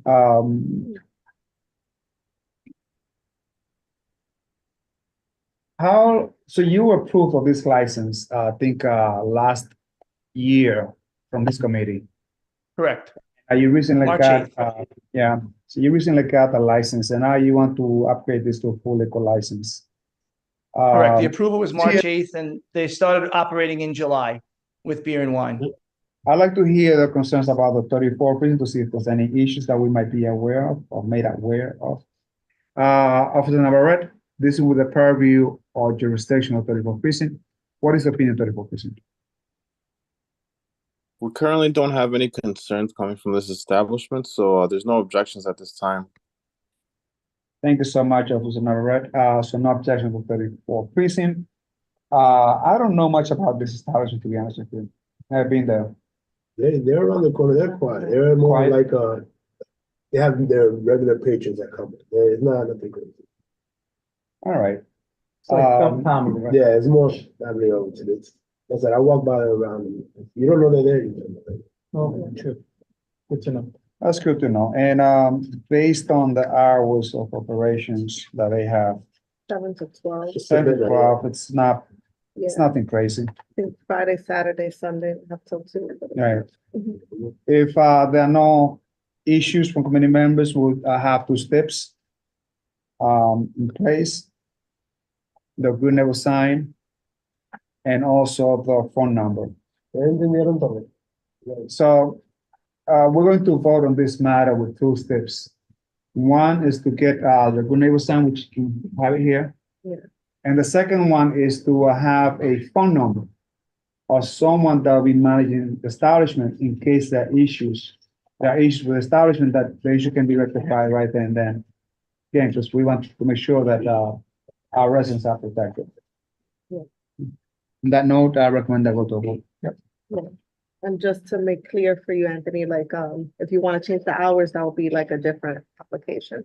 Understood. Thank you. Since they're going from restaurant beer one to liquor show, we also add a sound limiter. Get to the lobby. I'm sure they should have, The restaurant beer one? yeah. Yeah, we submitted one already. So it's in here, yeah. Okay, good. Then now let's go. Okay, okay, so Chair, how do you vote? Yes. I vote yes. Robin, Yes. Leo, Yes. Carl? Yeah. And Anthony? Yes. Thank you. So that's 6 yeses, 0 no, 0 abstentions. So it passes. Thank you so much. Have a great night, everybody. Thank you, Anthony. So congratulations, it passes here. We'll address the other one, the next agenda item. Yeah. As it arrives. Let's continue. Yeah, and just to let you all know, our general meeting is February 27th. That's where the whole board will vote. So this is the recommendation for that day. So our next set of applicants are for alterations. Agenda item number 12, 160 Dykeman Restaurant Corp., doing business as República, located at 160 Dykeman Street at the corner of Sherman Avenue. Is there a representative present for the establishment? Yes, Miguel Acosta representing República. Unfortunately, Victor Sanchez was unable to attend the meeting today. This came before the board back in 2021. My client is looking to relocate the bar and a VIP section. It was approved, but it was never completed at the establishment. So we're basically revisiting again. So Miguel, so you want to relocate the bar. In which floor? Because you have like 3 floors, I believe. Just on the main floor. So the main bar will be relocated. I think. That is the second floor. And you also want to add like a VIP section there? Well, it's basically moving where the VIP section, where the bar is going to be a VIP section, and the bar is going to be moved to where the VIP is. So it's basically switching it around. Yeah. All right. Again, this is a great establishment. I like Victor a lot. Really committed to the community. When I have issues, I call Victor. He picks up the phone. Very responsive. One of the great owners that we have in the area as well. I mean, we have some really good owners. Sure is.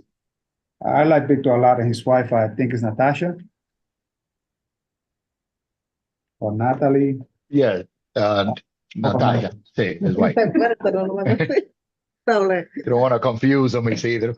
Yeah, really great people, really great. You get in trouble for that at home. You know, a lot of people is here. I love them both. Really great people. But this is the priority of 34 precinct. Officer Navarrete, what is the opinion of 34 precinct?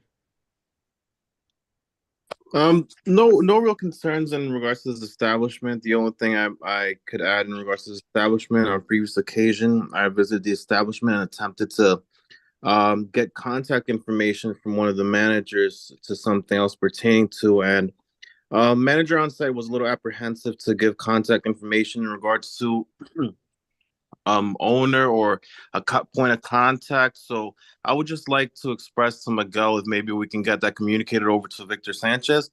Take down my information that I put on the chat. Have him reach out to me. Either phone number, my office, my email address is on there as well. I would just have him on board on some things that we have going on with nightlife for him to be part of if he wishes to. That's all I have. No other objections. We just want to extend that line of communication with the establishment. Not a problem. I'll make sure that happens. Thank you. Yeah, I'm surprised because Victor's very open. But guess what? We're going to request them to provide a phone number or someone in charge. So Officer Navarrete, this issue is going to get rectified right here. Right. Yeah. So with 2 steps in place, if there are now objection from the committee members, the Gune will sign, Miguel, and also to display a phone number of the manager that will be in place.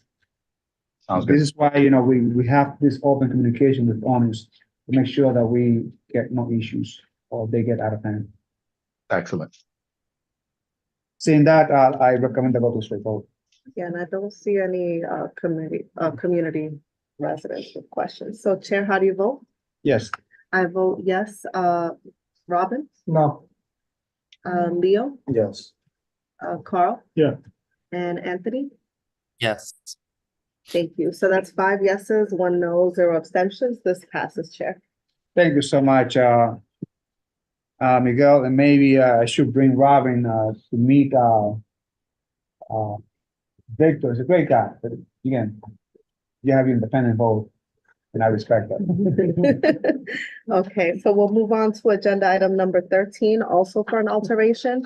El Jefe Eater Group, Inc., doing business as El Jefe, located at 186 Dyckman Street, at the corner of Vermillion Avenue. Is there a representative present for the establishment? Yes. Good evening, everyone. Argelio Rodriguez here as counsel for El Jefe. Thank you. Helio, how you doing? Good, not bad. Happy Valentine's, everyone.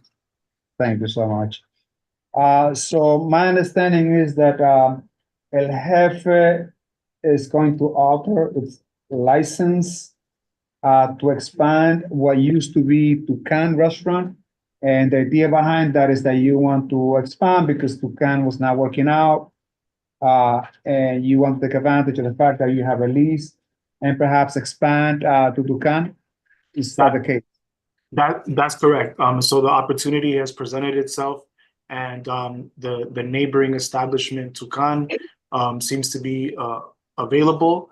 And so the idea is this is a proposed alteration so that the current El Jefe, located at 186 Dyckman, would expand to include the neighboring location, Tucan, at 184 Dyckman. So it would be 184-186 Dyckman.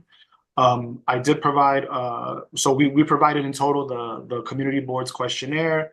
We provided the current floor plan and the proposed floor plan combining both spaces, the Department of Health grade and the liquor license of El Jefe. And in terms of what would change, in terms of the numbers and the details, it would mean that El Jefe currently has 27 tables. The proposal would be an increase to 55 tables. El Jefe currently has 92 chairs, and that would be an increase to 174 chairs. There's 11 bar stools that would stay the same. The bar of El Jefe would remain, and the bar in Tucan would be taken away. And then the maximum occupancy would increase from 125 to 240 max occupancy. And then the square footage would change from 1,829 to 3,054. So the idea is to allow for additional dining tables and seats to El Jefe, to the current El Jefe. The wall down the middle would be taken down, and then a row of tables and seats would occupy that area, in addition to the Tucan. Apologies. So the capacity is going to increase from 125 to 240 or 245? To 240. 240. And how many tables are you going to have combined? So the combined 55? tables is 55 tables. That's correct. How many chairs combined? Combined is 174 chairs. Very well. So I think this is very straightforward. They're just observing the next space. Yeah.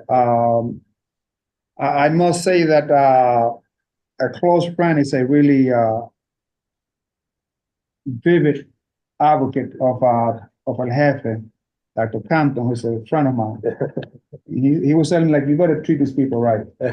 So I know it's 34th precinct, we'll let them, and then I'll have a copy. So I'm going to open up the floor for the precinct, followed by Leo, then Anthony, who I don't know who was first. But let's proceed with the precinct. Officer Navarrete, you have the floor. So, Officer Navarrete, the idea is to for this establishment, they want to expand to absorb what used to be El Tucan and make that into one venue, which will still be named El Jefe. What will be the opinion of 34th precinct? We have no objections. So no objection by the 34th precinct. Now I'm going to open the floor. I don't know if it's you or Anthony. Anthony, please, you have the floor. Thanks, Chair. Argelio, I have a question with regards to the inspection. So in the photo that was submitted for our review, it looks like there was an A posted in the window. I couldn't find a recent inspection that graded the establishment an A. So I was just curious whether you can provide this committee with the date that that inspection was conducted. Not off the top of my head. I mean, I would assume it had to be done within the last 12 months. I don't have that date off the top of my head. Okay, ABC Eats has an inspection posted on it for this establishment from April 18th, 2023. It was not graded at the time because it was their first inspection, but it did result in 27 points. Some of the issues were raw, cooked, or prepared food was not discarded properly, sanitized equipment or utensils were improperly used. So with respect to the issues that were identified in this inspection, I'm curious if the owner or if you can speak to the remedial steps that were taken to rectify. I mean, so whenever there's violations such as those, there's always a conversation had with the cooking staff. And so I expect them to not have any issues in the upcoming inspection. I guess that would occur in about 2 months or so. But my understanding is that these conversations are had and folks who have to be reprimanded are reprimanded. But their overall grade is an A, and I fully expect it to remain an A. So let me just give a little background then. I know Jose and his wife should be on as well. So Jose opened up Tucan to kind of give something different to the community, give them a small space, smaller venue where there was more intimate, remove all the craziness, and just you can have a nice drink, enjoy entertainment, live music. They've had a couple artists come by, but it just never lived to what we saw. The community wasn't ready for it. So his idea is to expand the space just to their lease, right? So you have to be able to pay that rent. It's just to be able to give themselves financial ability to pay rent. Like I said, I know the merchant for years, good friend of mine. I know the security team there. I'm always on them. They run a pretty tight ship. Things happen in businesses. They have actually been great in the last year or so, especially with maintaining everything. If something goes rowdy or if the patron gave issues prior, they make sure not to allow them in. I've been there when they've done that. So they run a pretty tight ship. Again, it's just to give them the ability to survive, to be able to pay rent. So that'll be entered into the minutes and the resolutions. Yeah, Leo, thank you for the comment. I think the explanation is very straightforward. I'm sorry, before we continue, I just saw the operator come off mute a couple times and raise their hand. I'm just curious if they had any additional response to my question. They're also Hi. Hi, it's me, it's Madeline, it's the owner. Yes, I really respond to what I was trying to say. When they went over there, to check the inspection, most of the points that they have over there, it wasn't full. So we discussed it with them because we don't agree with the grade. They didn't grade us, but we didn't agree with what they were saying, because they were saying something about I think it was they were freezing some stuff that was good at the moment. So yeah, definitely Argelio say everything that I wanted to say. And I wanted to tell you, So Argelio, you're saying that there are usually staff meetings where they go over some concerns about the health inspection issues, and people are made very aware. I mean, employees are made aware about issues affecting the establishment. That's exactly right. I've been a part of the meetings once or twice. Anthony, does that answer your question? On that note, let's go to a vote. Chair, how do you vote? Yes.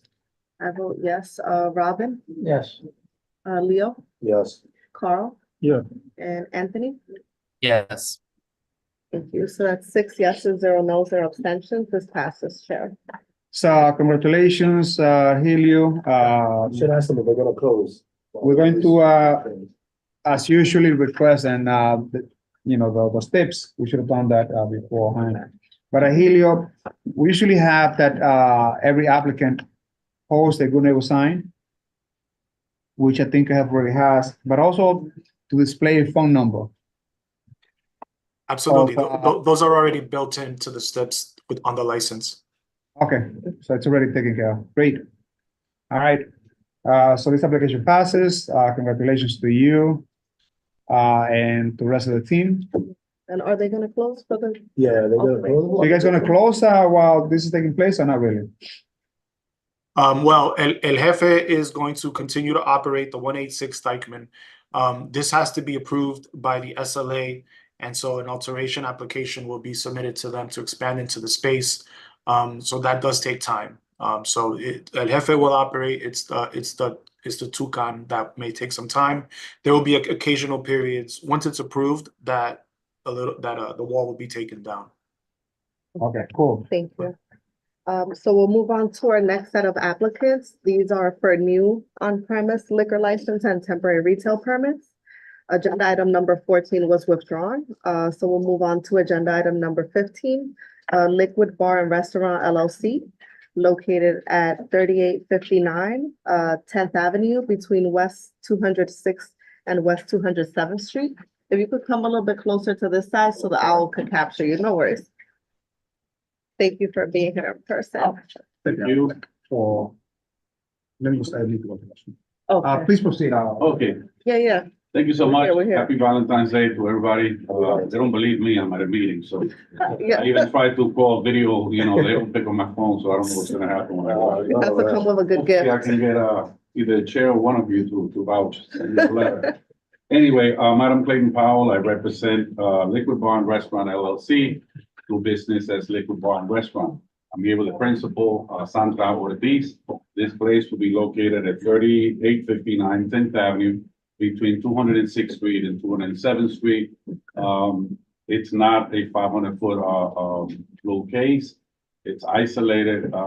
There's nothing within 500 feet. There's one or two places, but not a conglomerate of places. And it will have 15 tables, 60 seats, and 8 bar seats. Santa is looking to make a very exclusive place, luxurious. Everything is new, brand new furniture, everything, nothing secondhand. An international cuisine chef. She has been. Sorry. Yeah, no problem. Santa has been in the hospitality business all of her life, working with Casa de Mofongo, working with Lucky 7, and various other enterprises, and it's very dream come true to have her own restaurant catered to an elegant crowd. Okay. What's your name again? Adam Clayton Powell, This is an establishment, right? a new place. Yeah. Your place, this is to be La Minita, right? La Mina. La Mina. But they will be completely different, not even a speck on the floor from La Mina. This will be everything new, everything elegant and luxurious. And, They do have a sound limiter and soundproof, although they don't expect any sound problems. They try to keep the noise levels down, make it more of a romantic place. No pun intended, once and then. again, so, I don't know, I always know you, so you're the representative, right? Yes, And what's the name of the owner? Santa Ortiz. Santa Ortiz. And you are requesting a full liquor license. correct, and the temporary. Okay. First question that I have is, The temporary, they qualify on both fronts because one is, it's not a 500-foot rule, and two is there was a liquor license there a few months ago. Yeah, didn't close that long. yeah, I know La Mina, Right. and the owner, well, so I need to know, as far as Santa Ortiz is concerned, what type of experience she has in handling alcohol. Yeah, she has worked all her life, may want to express further details, but she has worked all her life in the hospitality industry with Casa de Mofongo, C7. Casa Mofongo at 207 or And Lucky 187. 187, I'm sorry. Oh, perdón, ¿cuál lujo Casa de Mofongo? Sí, la 207, 207 Street, And also a Lucky, what used to be Lucky 7. lo que era antes lo que sea. For how long you worked there? Both places, or each place? From 2016, In both places? los dos sitios, que sitio primero, es lo todo. Los que estaban primero y luego la casa. Lucky 7 first, and then Casa de Mofongo, 207 Street. So who be the primary person handling the alcohol? La persona primordial, la We'll see. She's gonna be the person in the handling alcohol. I mean, her boyfriend is helping her build up the place, the paint, the this, but it's really her business, you know, her lease and her. So she'll be the one getting the training, correct? Yes, tiene que coger un curso de training. Del Estado. Educación. Exacto, sí. Plus she will have security. Well, then it's No, well, But to be hiring like a bartender. yeah, this is a complete application. I'll get back to you, Robin. Yeah, tú vas entonces a bartender. Chef, a waitress, chef, bartender, 6 employees, although it may be 7 or 8. It's 6 we file. Okay. This is a complete application. It has a copy of the public notice, copy of the menu, and the floor plan. Yeah, is- the floor plan, thank you for bringing that up.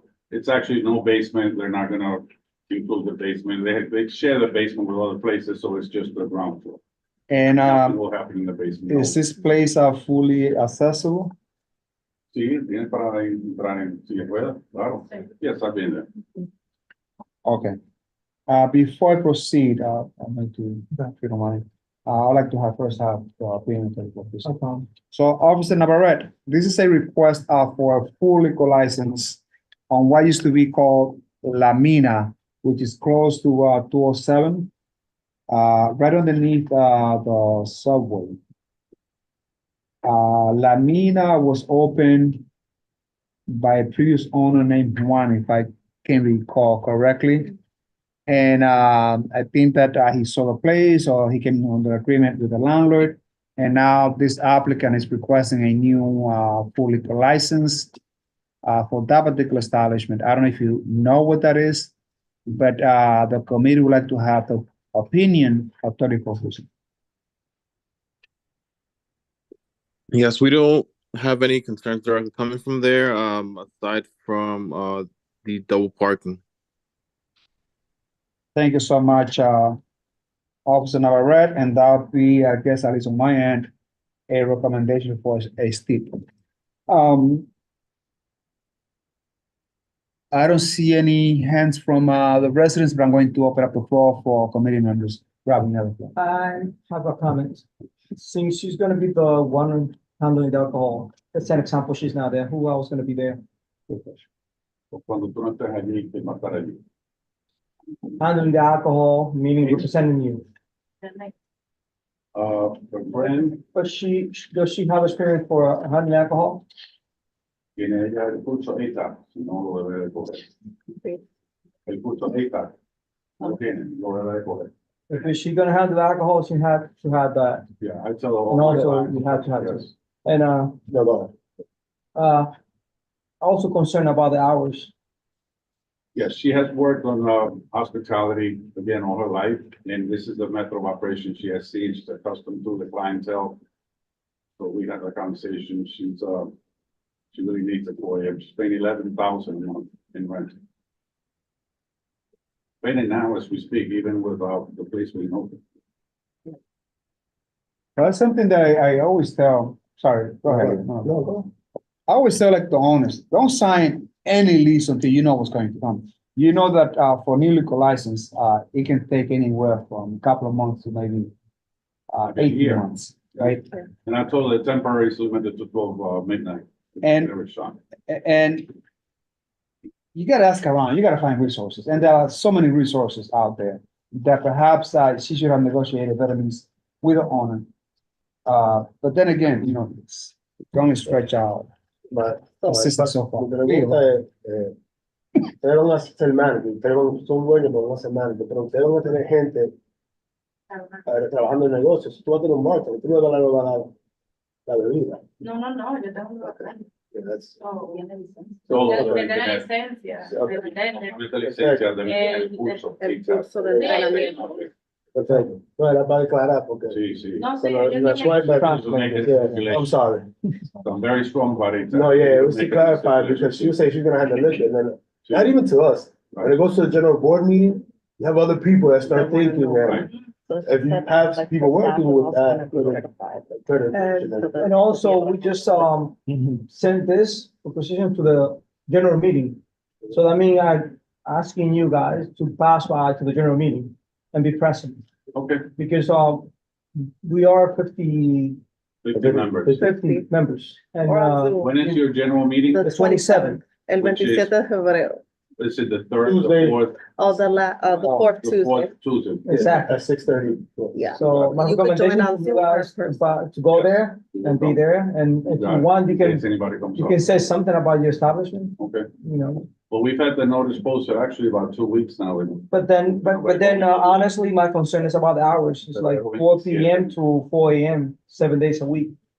Unfortunately, that's reaching to the limits. Yeah, the thing is, it's isolated. There's no 500-foot conglomerate, it's not like. Well, I understand that, but consider the train station. Yes. The train is a lot of noise. Yes. And, it's too much into 4 a.m. plus the pedestrian. And historically, Adam and Sandra, when we come, especially for new liquor license, we never approve anybody from there. We give you 2 years of a trial run, make sure that you're good neighbors and you liquor well, and then we expand out. Let's negotiate on the hours. Let's work on the hours, but before we work on the hours. I used to go a lot to Lot 7, never saw you there. I used to go to Casa Mofongo a lot, never saw you there. Where do you used to work at? La casa Mofongo. Yo sé usted.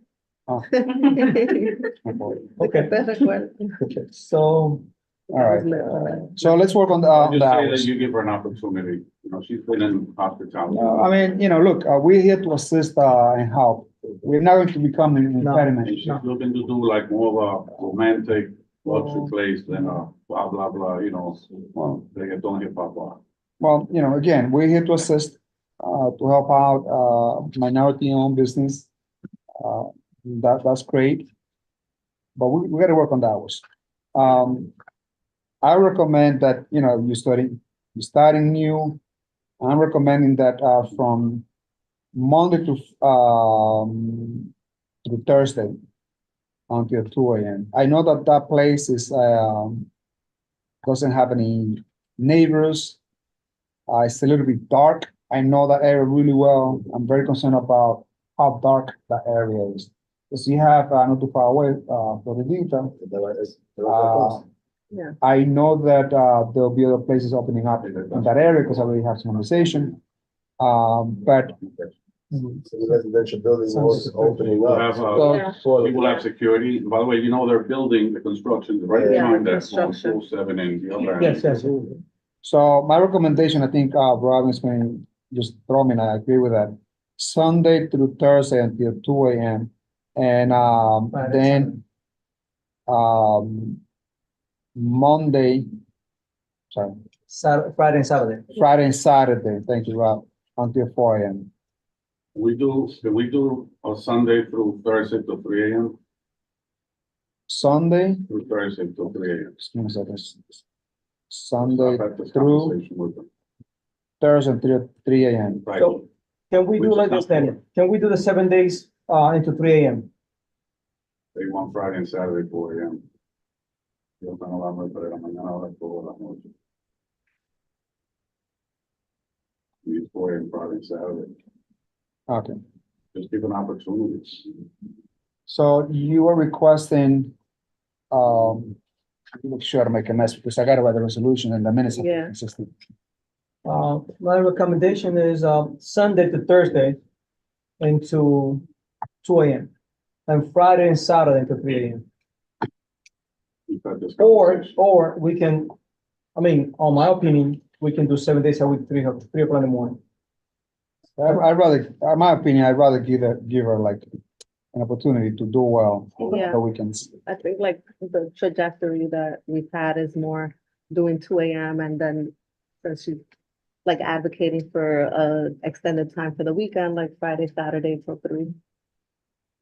If you're willing to do 3 a.m., then because it's not 4. Then can we do Friday and Saturday 4? So you want Friday and Saturday, 4. And then the rest of the week, we can do So 3 a.m. 2. Friday and Saturday Correct. until 4 a.m. And then, the rest of the days until what? 3 a.m. if we can. I will have no problem. We'll come on the 27th. We'll keep the notice up, well, the notice about tonight, but anyway, if anybody Yeah. shows up, So Sunday through Thursday until 3 a.m. correct. And Friday, And then Saturday. Friday and Saturday till 4 a.m. Okay, well, Will you go with that? Yeah, I'll go. Leo? Yeah. You would, yeah, okay. Yeah, I don't think they don't really have residential building. They don't have residential. And even. And then the one on the other side of the train. Kill the noise. Kills the noise. Yeah. That's the only. People who work around there, they don't take the train. There's a lot of people gonna come off there. Yeah, you go. Let's go. We'll see what Uh, the general, yeah. Yeah, I mean, Yeah. the area, I'm just concerned about the area, right? That area I know well. It's very dark. I think that we will welcome someone there to open up the place. And also, if I'm not mistaken, Adam, the previous owner used to have like really, Put it up there for you. floodlights, I think he used to have there, Oh, wow. because that was a concern for security So matters, you're saying floodlights for the sidewalk? for Yeah, for the sidewalks. sidewalk. Like a sensor. That way people can see better. Para que vean la acera, no puede, okay, por Un poco oscuro para que no tengan. Yeah, because I'm concerned, very concerned about how dark. I've seen the area during the day, I've seen it. Yeah. No, I've seen it at night, I've seen it all the hours. Okay, but they have those new buildings going up and hopefully that will bring Look, more movement too. She's going to do well. Mhm. Let me just tell you. We're going to have about 3 or 4 towers that are going to open up. Talking about close to 2,000 new apartments coming to the establishment. People are going to be open to go out. So that establishment there is going to do well. I have no doubt. And take into account again that you want to be independent, you worked at Casa Mofongo, Loki 7, and now you want to be your owner of house. We do have some steps in place. First one is a good neighbor sign. Look at the sign right there, Adam. What? You should post that That's on the her neighbor establishment, sign. Oh, okay. visible to everyone. A good neighbor sign, Even after it's open, of course, right? Yeah. a phone number of someone in charge has to be displayed. Okay. A no double parking sign, Phone number, good neighbor sign, no double parking, no double parking, and proof of purchase of sound limited. proof of purchase unlimited. To be Yeah. submitted no later than February 23rd by 5:00 p.m. If we do not receive a copy of the sound limiter by the 23rd at 5 p.m., I'll be obligated Understood, to change this application to a negative vote, which will Understood. fail automatically. understood. Right. Now, the phone number and the double parking, those are for after they open, After you- not for the 23rd of February. Of course.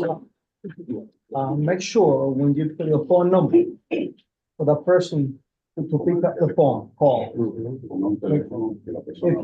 you're gonna put a phone numbers in there, visible for everybody, for the pedestrian, for the neighbors, if they call, they want the person to respond to the phone call, even the police officers.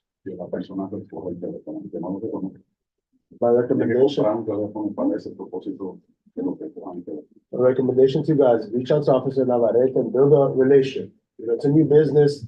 A lot of eyes are on new business. Build a relationship with them. In case anything happens, she hasn't come in your contact, vice versa. And you'll grow your business. When are you expecting to open? The temporary license will be forthcoming probably in about 6-7 weeks, so they'll open in about 2 months for the temporary. Okay. With 4 steps in place, let's go to a vote. Chair, how do you vote? Yes. I vote yes. Robin, Come back to me, please. come back. Leo, Yes. Carl, Yeah. and Anthony. Yes. We came back quick, Robin. No. No. Okay, so there's 5 yeses, 1 no, 0 abstentions, so it passes. Congratulations. We hope you do well. We'll see you on the 27th. And Remember to submit the song. hopefully, yeah. Yeah. Yes, yes, yes. Yeah, so again. She has it now, she has to dig up the recibo. If Yeah. not, I'll make it buy another one. And when you guys open up, I'll be sure to drop by. Got it, got it. Thank you. And again, when you come for the general session, it's to sign up for public comments. and you'll have 2 minutes to speak. Well, we That don't have happens- to, right? I mean, only if somebody else. It's just a concern. Well, When you no, open you up kinda a have new to sign up establishment, to it's speak 'cause you good for can't you rebuttal. to see the, Yes.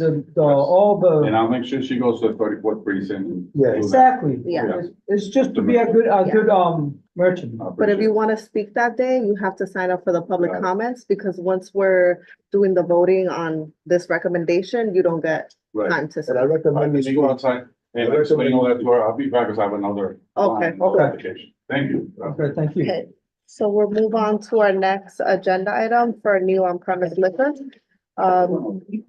So we'll move on to agenda item number 16, Doska Dulce Bar and Grill, Inc., doing business as Tiny Tapas and Bites, located at 501 West, 214th Street at the corner of 10th Avenue.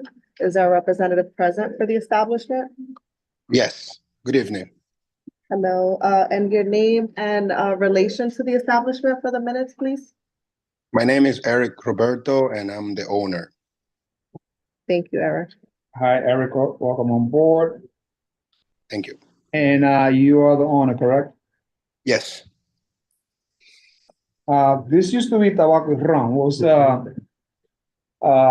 Is it the same concept? Is it a new corporation? Please give us the specific, Eric.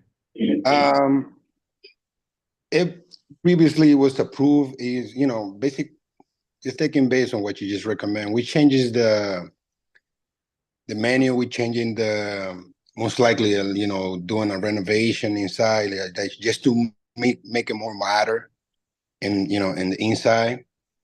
And that's basically where we are. I was here a year ago, and my application was previously approved, but to the delay with the submissions, the SLA wants the board, notified again. That's most likely the reason why I'm here again. So, Eric, based on the application that you submitted, you did submit a complete application. However, the floor renderings that you submitted is not up to standard. We need to have the measurements in place for the doors, the restrooms, the kitchen, the front entrance. So I myself will not feel comfortable voting on this matter because it will be negative. I would, however, recommend that you consider withdrawing this application and bring back a copy of the floor plan stating the dimensions, because that way we will know if it's meeting the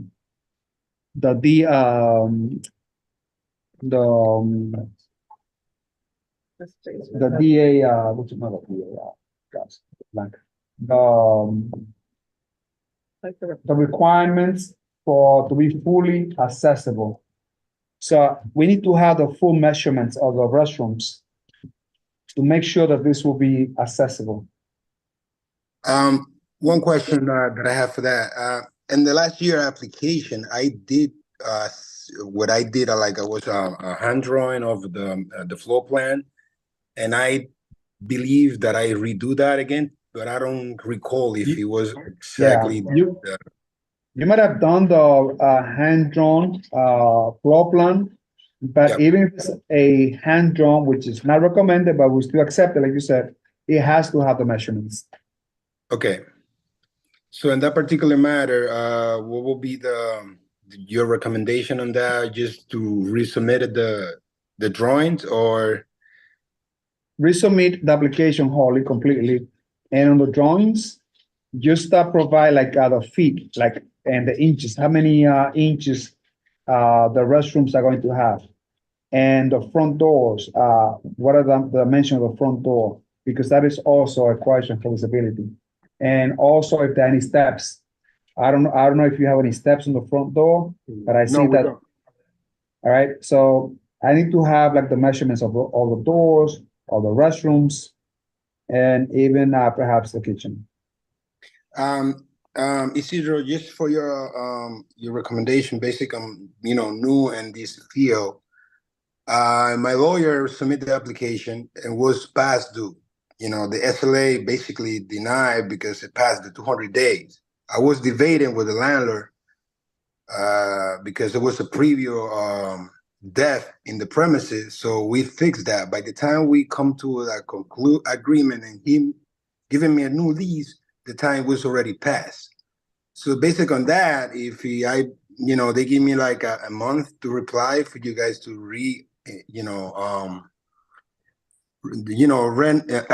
re-notify that, it will basically throw me and gonna cost me to do the whole application and pay it again.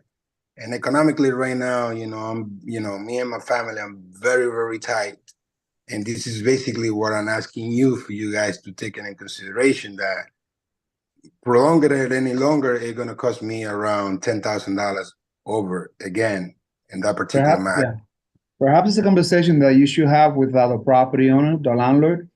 Bring this to light, and it's something that he should be aware, because this is not uncommon. This is a very common practice where people need to have at least, you should have gotten at least a minimum 3 to 4 months on your lease, minimum, because the license doesn't come right away. Even if you bought it tonight, it's not going to come right away. So the expectation is that you're going to wait a couple of months, and the landlord, you should have let the landlord know. No, it was solved. That problem was I'm talking about like last year. That's what I'm trying to mention you. The process of last year when I was here in this particular meeting with you guys. Yeah. I have no objection with the same application, and there is no major changes in anything. We might have no objection back then, but because this application doesn't have the required measurements, I know and I think that the committee is going to vote against you. So I don't want you to take the chance. But if you want, we can proceed. But I can tell you, at least on my end, I'm going to vote no. So take that into consideration. I highly recommend that you reapply. Check back with the office staff at CV12 and ask again to proceed with a public submission for March. I will take your advice and I will redo the application, sir. So would you like to withdraw this? Yes, sir. If I can be helpful for 1 second on the, just so you know, because the liquor authority is a disaster right now, they're taking about 1 year and 4 months just to grant a license. This poor licensee, because they have a requirement that anything on Dykeman Street must be recertified because of just the elapsed time period, to no fault of this owner, because it really isn't his fault. The SLA wants a recertification, and this happened to me on another application many moons ago, and it really is disruptive to the owner. It has nothing to do with the landlord, nothing to do with, and if maybe you guys can give him an opportunity to submit the diagram, since he had your approval before, it would help him, because to submit a new application, we're looking at another 2 years. He's going to lose the space. We cannot make exceptions. Yeah, the problem is that, remember, this is the recommendation. It's going to go to the general board. The general board gets the same documents we get. Once they review it, they're going to ask Isidro questions. Isidro's going to have to answer. They're more likely going to vote no. And that's 50 people. This is a recommendation. That's the actual vote. So I would then Eric, request an extension from SLA. You're going to have to request an extension, or you're going to have to put in a new SLA application. And that's just ridiculous. Send an email to the liquor authority, urgent, that you need an extension. Take that into account, Eric, because I know that, things are tough.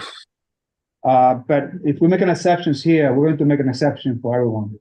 I completely understand that, Isidro, but it's like I said, I've been dealing with this for over 1 year. This matter cost me a lot of money.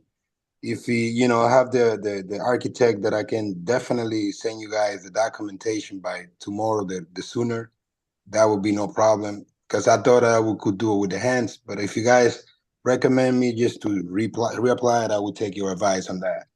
Yeah, just please reapply. Anthony, any quick comment? Well, I just wanted to clarify. So you had noted that because I just want to understand what the reason was that it wasn't submitted within the 270-day window. Was that the fault of your attorney? No, what the reason why it was submitted is because me and the landlord was having an issue because the premises used to be operating under other name. That place have to be being operating for over 12 years, used to be Tobacco y Ron. And when it comes to the negotiation, the place has a debt, you know, and he was trying to collect the money from me. And that was kind of the issue. We came to agreement. And by the time we came to agreement, the date already passed, but we still submitted because I didn't know that. I only know when the SLAs send me the letter telling me that because we overpassed the 200 days to submit that, we need the reapproval from the community board to move forward with the application. That's where I stand right now in that particular matter. And you know, the place had a license, it still has a license. We put it in the safe, and we just trying to get a permit for operating the place until they accept my application completely. And he wouldn't have known, the liquor authority just sends you a notice saying, you know, the attorney maybe should have known, but he wouldn't have known, guys, it's not his fault. I know. Well, I we know. think the core issue Uh-huh. with this submission has to do with the measurements, and I am a bit concerned that you are being represented by a law firm, and the law firm reviewed your application and determined that it was fit to be submitted. I would certainly take that up with the attorney that's representing you. And I will say, as a committee member, I'm a little disappointed that someone who's advocating on your behalf and is stating to you that they're qualified to present before this committee didn't do the job that they probably represented to you that they were supposed to do. And I would appreciate it if you went on record for our minutes. And if you wanted to bring that before your attorney, I believe those minutes become available publicly, right? Right, Chair? Yeah. Great. Yes. Public info. Yes. Thank you, Anthony. Let's move forward. Thank you. So do you want to withdraw? Yeah. This application. is Okay, being- cool. Okay, thank you, Eric. Good luck. So we'll move on to agenda item number 17. Buddha Kitchen and Bar Corp located at 4325 Broadway at the corner of West 184th Street. Is there a representative present for the establishment? Yes, good evening again, Miguel Acosta. I'm here on behalf of Buddha Kitchen and Bar Corp, representing the principal owner of Stephanie Reyes. She's presently on call. The submission is for a full liquor license. Hours of operations are stated there from 4 to 4, but have some flexibility.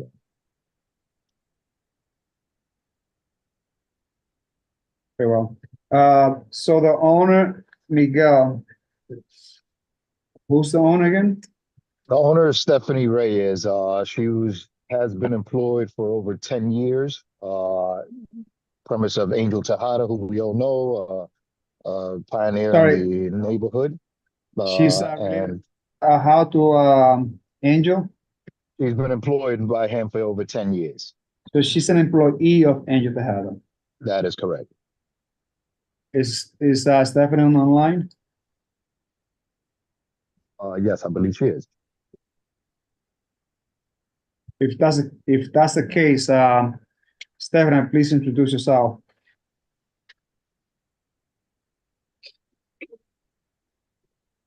Actually, she might be on. I don't see her. It's I sent her the usually link myself. practice, Miguel, for the new owner to come before the community board. We usually like to have questions directed to Yes. And I was actually on the phone with her right before we got called. I don't know if she got disconnected, but if you could give me a second or so, I'll try to get her back on. I know new applications raise those concerns when the applicant doesn't show up. Let me see where she's at. All right, so this is a complete application. And this is in reference to the 34th precinct, Officer Navarrete. This establishment used to be called Altus. Before then became Kami, and now it's shut down. I recall an ugly incident happening at Kami, but I'll be open to know what will be coming later on. So it's a fully licensed Officer Navarrete that is is going to come to 184th and Broadway. And they're requesting to open up until 4 a.m. on a daily basis. They're going to have DJ, karaoke, live music. The capacity is 74. They're going to have 6 employees. There's a full application. So I think Officer Navarrete, you know that area well. It's close to the precinct. But we'd like to hear the Pino 34 precinct first. What is the Pino 34 precinct? Yes, we do not have any specifics or any objections at this point in time for this establishment. Very well. So, Miguel. Christina's here. She was in the panelist. Christina, so you are the owner, correct? No. Christina's my next client. Stephanie having phone problems with her phone, but I do have Angel Tejada. If you can unmute him, please. Angel Tejada is actually consulting Stephanie Reyes with this premise. As you know, Angel used to be an owner there when it used to be Altus Cafe many years ago. Since this is her first business, he has been hired by her to consult her and guide her in the operations, regardless of her experience of handling alcohol. She lacks a little bit of experience in the operational and management part. So I have Angel Tejada is on the call. Maybe you can discuss more of the operations. So Angel, what type of cuisine will be served here? You're on mute, Angel. You're on mute. Still muted. He's muted. Is it working now? Okay. Yeah, Yes. Happy Valentine's, everybody. So, as you guys may know, well, you guys may not know because it was a while ago. I am the former owner of Cami. Used to be Altus Cafe. I own and operate this location for 6 years before I sold it to Elcida Rodriguez, Elcida Franco. And they kept it running on the Altus, and after COVID, they turned it into Cami. I'm sorry. Just one question here, Angel. You saying that you used to own Cami? No, I used to own Altus Cafe I was a former owner. I was the one who opened this location back in 2008. Yes. I am the former owner, and actually, when I sold the location, I went to Miguel Acasa's office and we did all the paperwork, and we transferred the location to Elcida Franco. She became the owner. I think it was in 2013, I believe. I'm not too sure. I don't recall the exact date, so I know this location in and out. As a matter of fact, my mother is the person that lives right on top of this location, 701 West Apartment 1H. I know all the neighbors. I grew up in this building. Not here. I'm sorry? Since Stephanie's not here, who's going to own this establishment?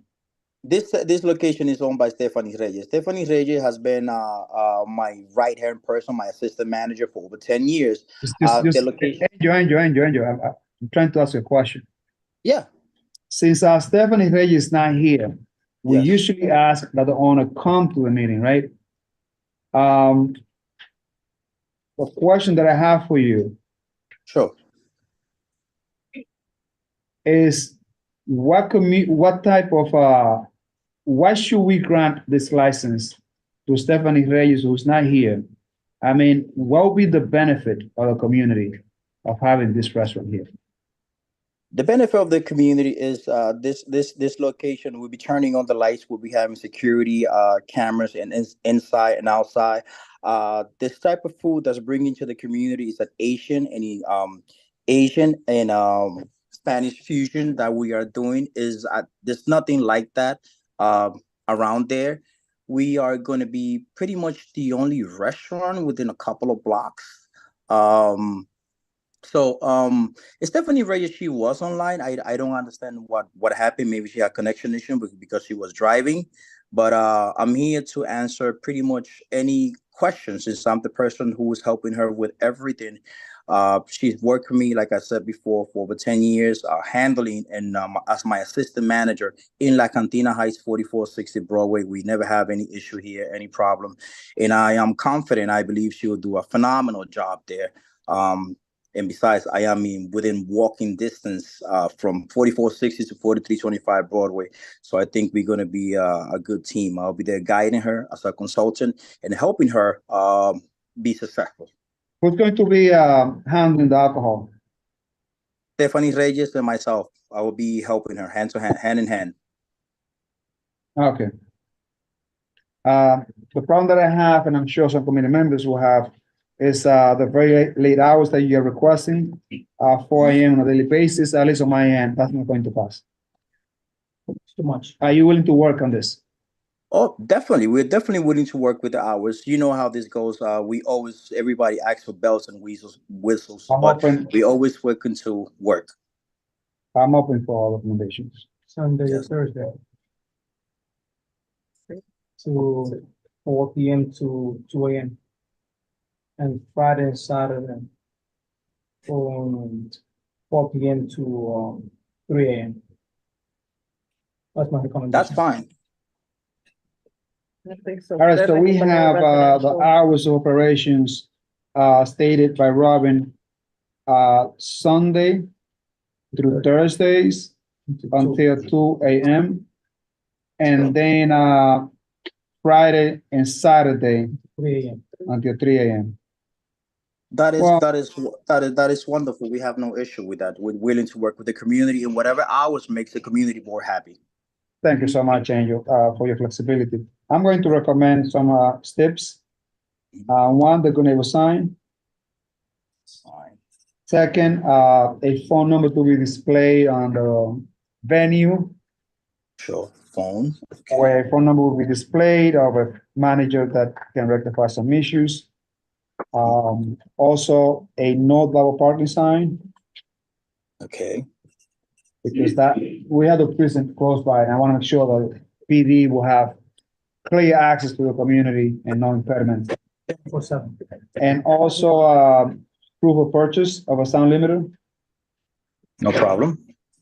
To be submitted no later than Friday, February 23rd, by 5 p.m. Sound limiter, okay. So that'll be. One question: the no parking sign. The no parking sign and the phone. These signs needs to be once we get the temporary license, or this needs to be put now. When you open. Okay, perfect. Okay. No, let's recommend that. Let's go to straight vote. This is 9 o'clock. I want to speed up. Chair, how do you vote? Yes. I vote yes. Robin? No. Leo? Yes. Carl? Yeah. And Anthony? Yes. So that's 5 yeses, 1 no, 0 abstentions. Chair, this passes. So congratulations to you, Miguel, to Angel, and to Stephanie. I for sure will be stopping by because I live really close to that place. Congratulations. You have a good night. Thank you, members You of the too. board. Thank Good you. night. Thank you.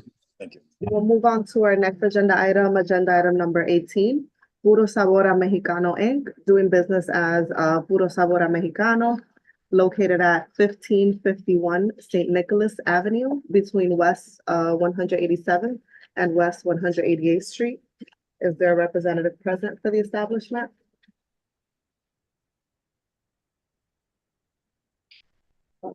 Puro Sabor a Mexicano, agenda item number 18, located at 1551 St. Nicholas Avenue between West 187th and West 188th Street. Is there a representative? I don't see, or hold on, is Kelvin, do you have a question for this one, Kelvin? I'll allow you to unmute. I'm not sure if you're the representative. Yes, I am the representative. Okay, so Good evening, how are you? Good evening. I'm just gonna promote you to panelist just in case. And Kevin, what is your full name? Kelvin. Oh, hold on. I think once you shift over, just unmute again and then just say your name again. Yeah. There you go. Can you hear me now? Yes. Kelvin Gomez. Good evening. Happy Valentine's to all. Hi, Kevin, thank you. So Kevin, the first question that I have for you is, you are the representative. How come we don't have the owner present? The owner is present here with us. What's the name It's just, the? Floriberto Chino, just his phone is messed up, so he couldn't log in. But I have him here next to me. Right next to you, please have him introduce himself. Ya se diga su nombre.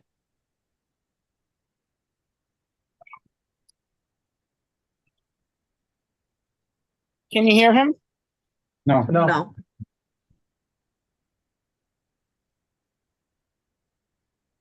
A ver. We cannot hear. I don't know why. Can you hear me? Yes. Yeah. Can you go close to? Closer to Speak the- loud. Hello?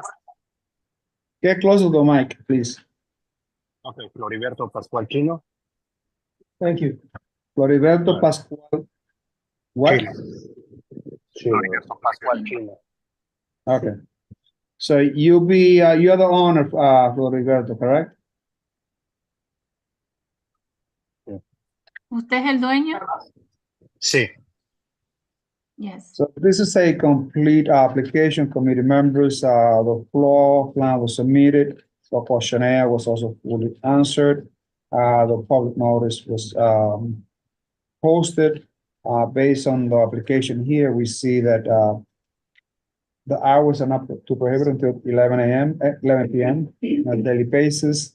It's, obviously Mexican cuisine. The first question that I have to ask, is this place fully accessible, Calvin? ¿El lugar está asequible completamente? ¿Accesible? Sí. Yes. Are there any steps in the main entrance? ¿Tiene escalones en la entrada? No. No. This is, and Anthony, I'll get back to you if you don't mind. Is this like a pending, like something that has to be addressed? Anthony? It has to do with my normal routine questions regarding a health inspection. Okay, let's come back to it after the precinct. So Officer Navarrete, this is with the Prairie 34 precinct. This is an applicant that is requesting a full liquor license for the address, which is between 187 and 188 in San Nicolas. I'm sure you are very familiar with this area here. What is the opinion of 34 precinct? Taking into account as a full liquor license. The establishment is requesting to close at 11 p.m. on a daily basis. It seems like a very small place. The capacity is 71. There'll be no DJ. There'll be playing recorded music, some karaoke, and no live music. What is the opinion of 34 precinct? 34th precinct has no objections for this establishment. No objection by this establishment from 34th precinct. So Calvin, the question that I have is, how familiar is Floriberto in handling alcohol?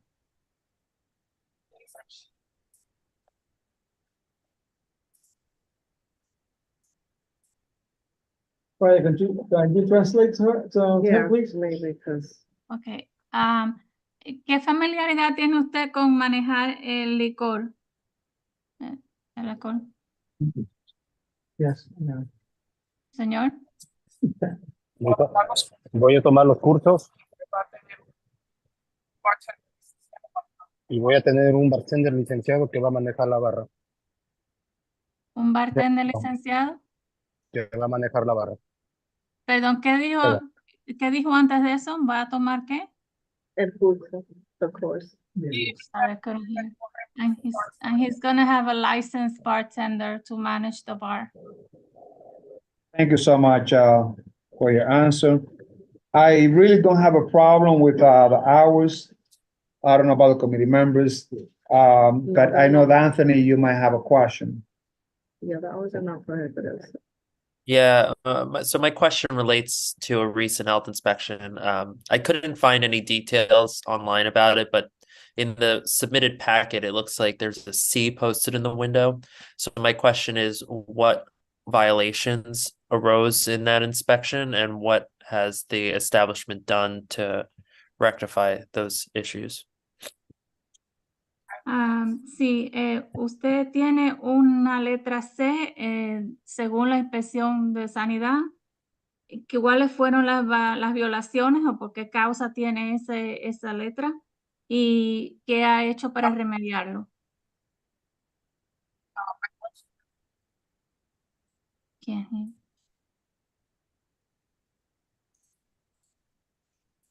Señor.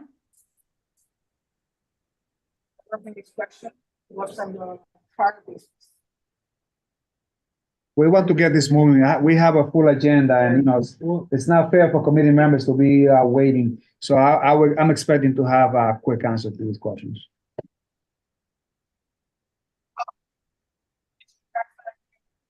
The latest, or the I due can't bill, hear. Melvin? The Can we rest? maybe No, we can't hear you that well. I think Okay, like, I'm sorry. I fully answered the question. My apologies. I said okay. I was elaborating that we're in the process of getting our actual inspection. Everything's under control. The letter that was provided was from the prior business, as we still have not had a full inspection. We will be getting one either this week or next week from what I've So been you informed. said that the seat was for the previous ownership, correct? Correct. Okay. I will have like, I mean, to 11, should we request approval of sound limiter? I don't think so. They're going to have a recorded music, karaoke they're gonna have. Maybe for the karaoke, in case it gets loud. So 3 steps. Kevin, so please take note. Going to request the good neighbor sign before you move on. There's a church nearby. Right, the church is active. The business is a little further up. There's a church, not even probably like 50 feet, 100 feet away. Oh, You're there's a right. church on 187. Yeah, This is the restaurant right here. The church is literally like 186, I mean. Yeah. maybe Close by. 30 feet, 40 feet. from What was there. the restaurant? The restaurant is this one. Okay. And the church? Oh, The restaurant was Grito. Yeah, Which I Grito. guess was the. But we should have, sound limit. Yeah. No, but I don't think we can even approve it. No, It's within we the cannot. powers of feet. Cannot even approve this. Because it's within 200 feet 200 feet. Church. from a church or a place of church. Yeah. So Calvin, I don't know if you did your homework, but this is within 200 feet of a place of faith, which means you will not qualify for a full liquor license. You only qualify for a restaurant, wine and beer license. Okay. Let me give you a hand there, Rufi. That church is disqualified because it is non-exclusive use as a church or a school. It has a adult daycare on the ground floor. It doesn't qualify under the specifications of the liquor authority. So this location is eligible to receive a liquor license. Keep the sound limiter, that's. And it used to be a liquor license. Thank you, before. Aurelia. Thank you, Aurelia. Thank you. I Thank did you. the disqualification. Thank you, Aurelia. Thank you. So we'll keep the 3 steps in place. Calvin, please take notes. Yes, I'm taking notes. You said the good neighbor sign. A phone number of a person in charge to be displayed in the front of the venue. And also proof of purchase of a sound limiter to be submitted to the board no later than February 23rd at 5:00 p.m. I can So- email that to your office, right? Yes, please. Remember, you need to submit this before Friday 23rd. If we don't receive the set receipt, we're going to vote against this recommendation. But until then, there's only 3 steps, and with that in place, I think that we should go to vote. Chair, how do you vote? Or, yeah, Yes. Aurelia has a whole old hand, right? Okay. Oh, I'm Um, gonna take it down, No, that's sorry. cool. But I just wanted to say to them that if they don't disqualify it on the application with the liquor authority, with the they're gonna get disapproved. Thank you, I did Aurelia. the initial just with the grito. That's all I know. Okay. Thank you. Thank you. Chair, how do you vote? Yes. I vote yes. Robin? No. No. Leo? Yes. Yes. Carl? Yeah. And Anthony? Yes. Thank you. So that's five yeses, 1 no, 0 abstention. Thank you so much, Samari. So Kevin, this application passes. Congratulations. You have a good night. Don't forget about the steps. Let's proceed. Thank you. Have a good night. Thank you. So our next, new on premise is agenda item number 19, La Esquina de la Nagua Restaurant Corp. Located at 2244 Amsterdam Avenue at the corner of West 172nd Street. I know we have someone here. Yes, we do. And I brought the owner with me this time. Perfect. This is our fourth time here. Hopefully, this time will be the best and the last. Cristina, ¿está disponible usted? Disponible, estoy aquí. Gracias. Okay, amén. Miguel. So yeah, yes.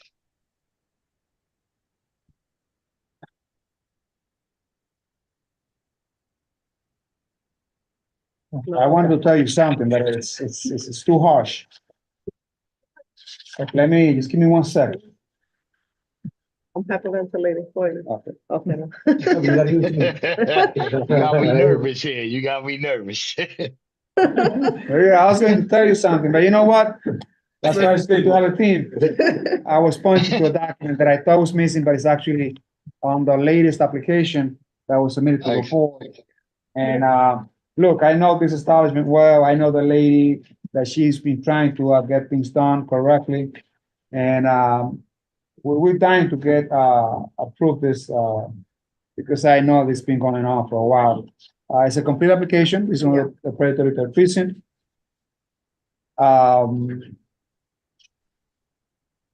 You're going to keep the same hours, right? It's just the new license. Is that correct, Miguel?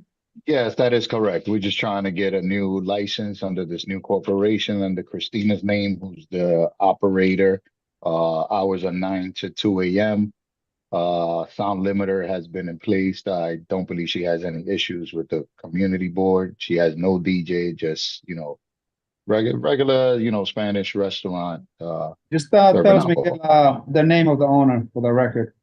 Cristina Moronta. And how long she has been in business? Well, she's been running the business for the past 6-7 months. But she was working there before that. So she knows the business well, has experience. Her daughter had a relationship with the previous owner. Her daughter passed, unfortunately, condolences to her, but she's basically going to just manage the alcohol. She is. She's been running the kitchen, running the floor, and doing everything necessary to keep the place up to par with the health department codes. Is she certified to serve alcohol? No, she's not certified. She's going to be having certified bartenders, which are already there, I believe, but she's not actually certified. Okay, so she has employees that are certified, right? That is correct. Okay. Let me just go back to the precinct. This is what the private territory precinct. Officer Garcia, so Garcia, what is the opinion of the precinct?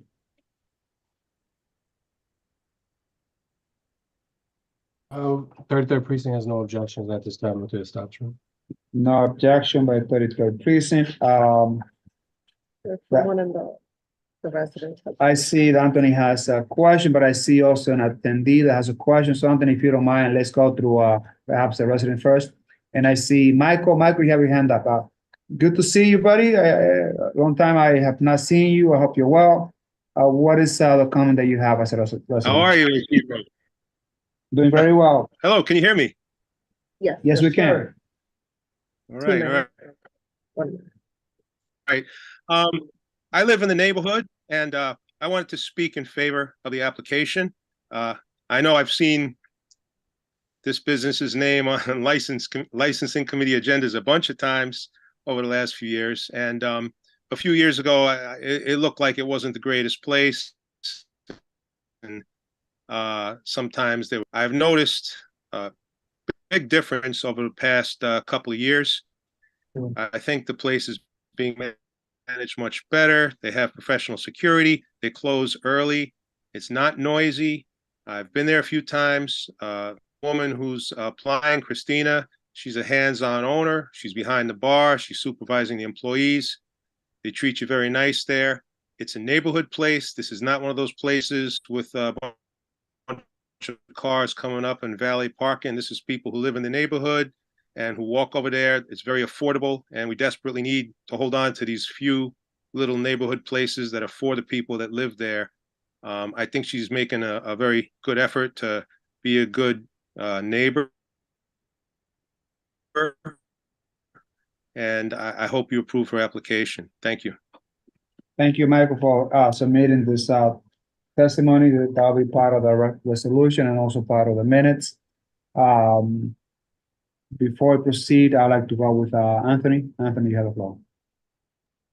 Thank you, Chair.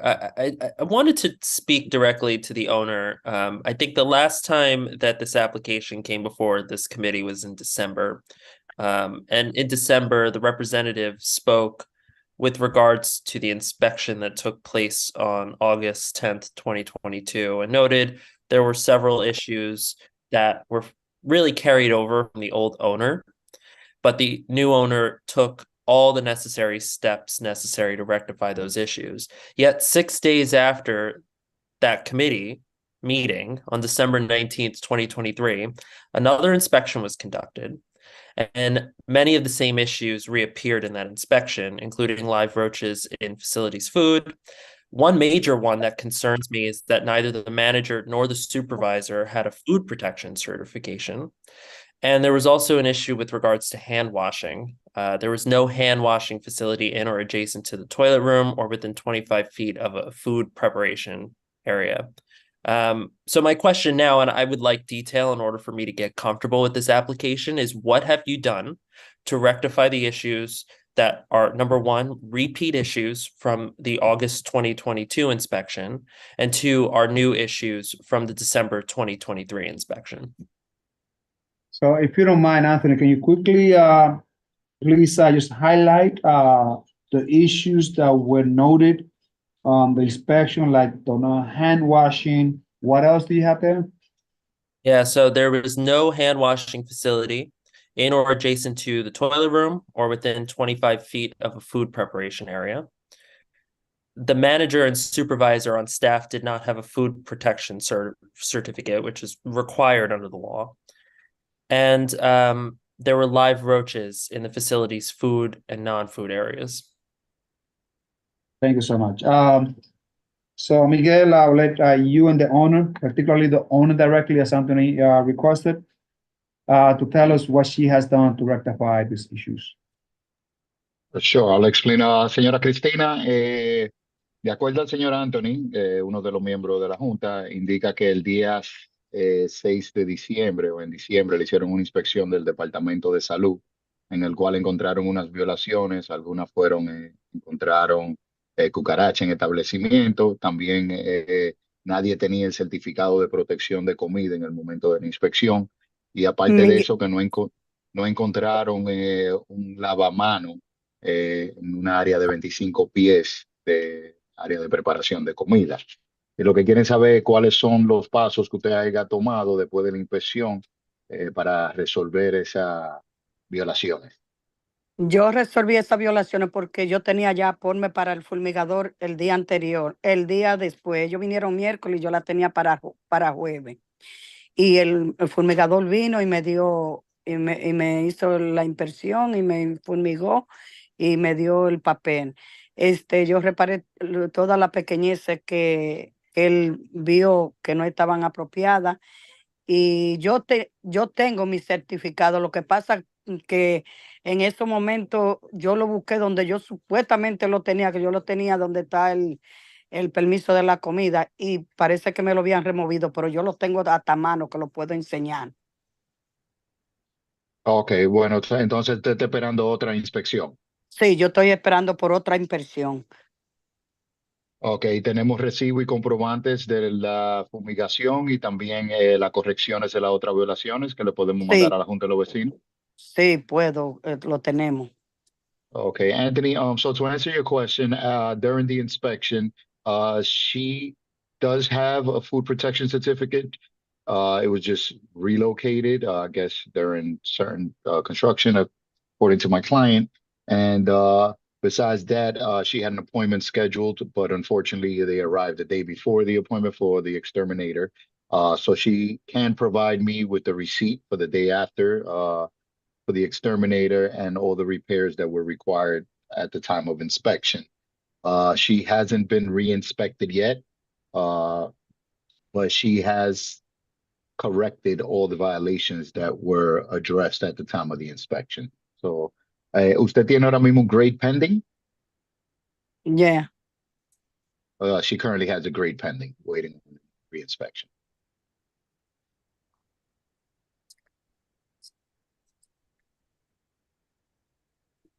Anthony, do you have a follow-up questions?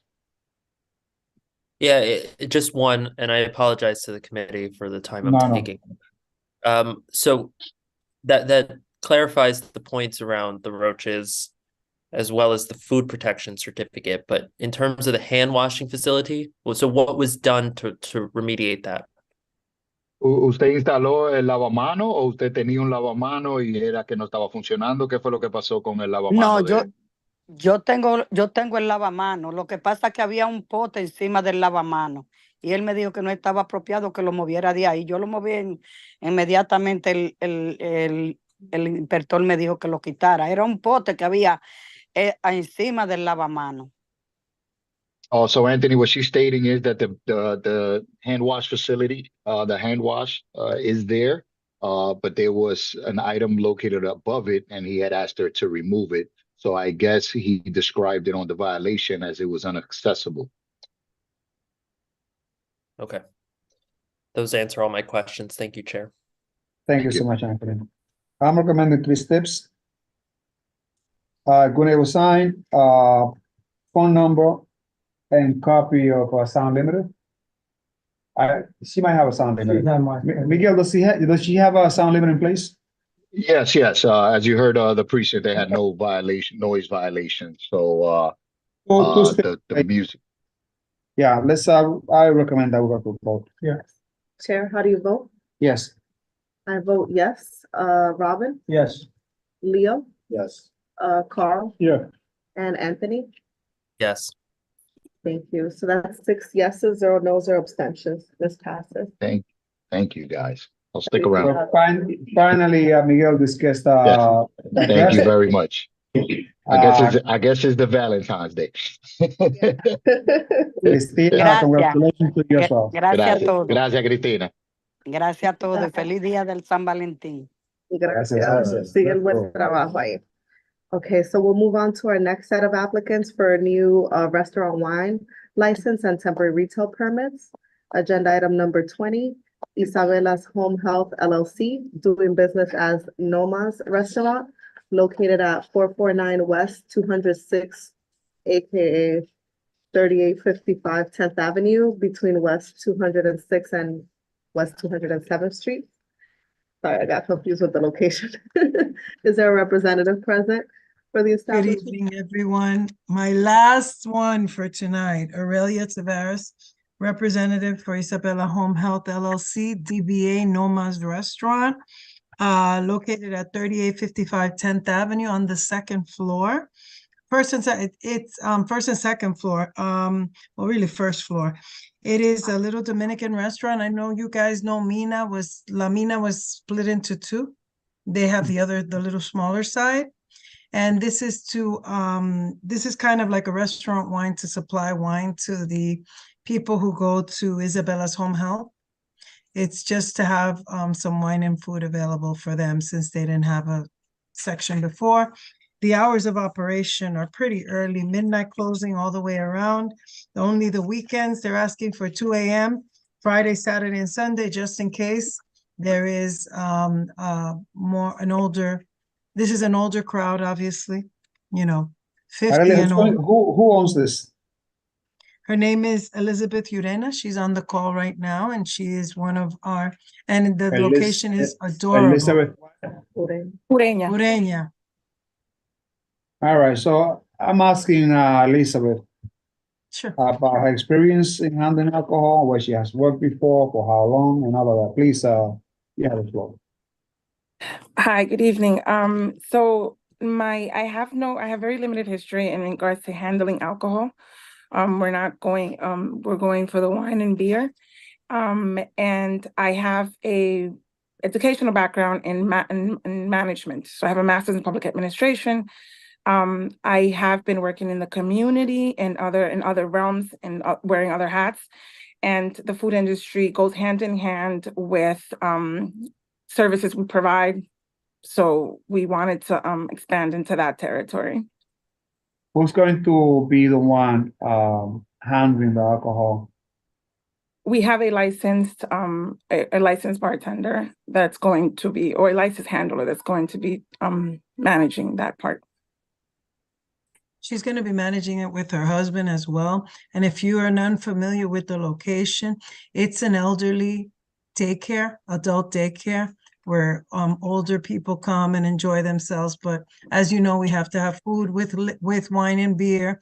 It's not they're not asking for a bigger category, because that's kind of like what that community is limited to. So They have adult games and stuff for adults, older adults. you're going to cater all the adults, but you're closing at 2 a.m. Friday, Wednesday, and Saturdays. Friday, Saturday, and Saturday. If there's a little party, a birthday party, an event, they are Dominican mostly. So you don't stop partying after 50, Isidro. Don't send a message.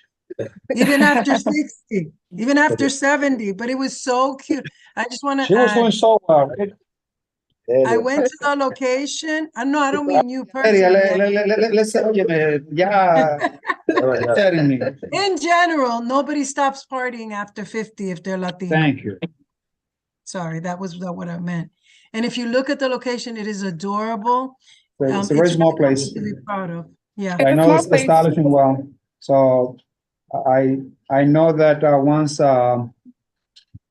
Liquid opens up and also you guys open up, you're going to bring some life there. I see that you're going to have recorded music, but you're also going to have live music. What is, how you define live? What are you going to have there as live music? Una guira de vez en cuando. I'm sorry? Una guira de vez en cuando. How do you say guira in English? It's like a rustic instrument played in the country. In the country. So you're not going to have a live band there, right? No. There's not enough space. It's a tiny little place. This place are fully accessible? Elevator, yes. But if it has an elevator, do you have a restroom on the first floor? The location, yes. We do, we are accessible. Yes. But you understand that if you have an elevator, I believe that you have to have a restroom that is, right? As soon as you walk in on the back, if you see the pictures, there's a restroom. And then if you go into the adult area, there on the second floor, there's also you access that through the elevator should there need to go to the second floor. This was the Private 34 precinct, Officer Navarrete. Where's the Penal 34 precinct? No objections at this time. Thank you so much. I myself will not have any issues with the hours. It's a very small place. The documents have been submitted as requested. I'm going to keep in mind some steps, which is again, to enable sign, phone number, and no double parking. And also a proof of purchase unlimited. So there'll be 4 steps. To enable sign, phone number, no double parking, and proof of purchase to be submitted no later than February 23rd at 5 p.m. Ms. Urena, we'll follow up tomorrow on that. and we'll get it to them right away. And you understand that if you do not submit the proof of purchase, I'm going to request the committee, the board to vote against it. Understood. No, let's go to a vote. If there are no questions or issues. Chair, how do you vote? Yes. I vote yes. Robin, Yes. Leo, Yes. Carl, Yeah. and Anthony. Yes. Thank you. This So that- application passes. Thank you so much. I really have a good night. Okay, so Thank you, Ms. Peña. Congratulations. Have a so good 20, thank you, Aurelia. Agenda item 21 was withdrawn, so we'll move on to agenda item number 22. Patox, I always mess this one up, my bad. By Rock LLC, located at 5057 Broadway, between West 215th and West 216th Street. Hello, welcome again. Thank you, once again, appreciate the opportunity to be here. And the principal of Patox by Rack LLC is also with us via Zoom, Hannah Bala. Okay. Anyway, this place has been open already, food for about 4 or 5 months.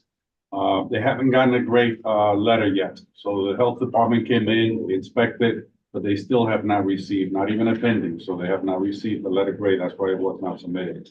As you mentioned, it's 5057 Broadway. Again, it's wine and beer. They just looking to close by midnight, 7 nights, the latest. They currently close around 9 or 10. They figure maybe with the wine and beer, sometimes they make sales until 11:30 or 12. It's a nice place, great Filipino food. It has the bar has no seats. This is more of a counter where you go and you order your food.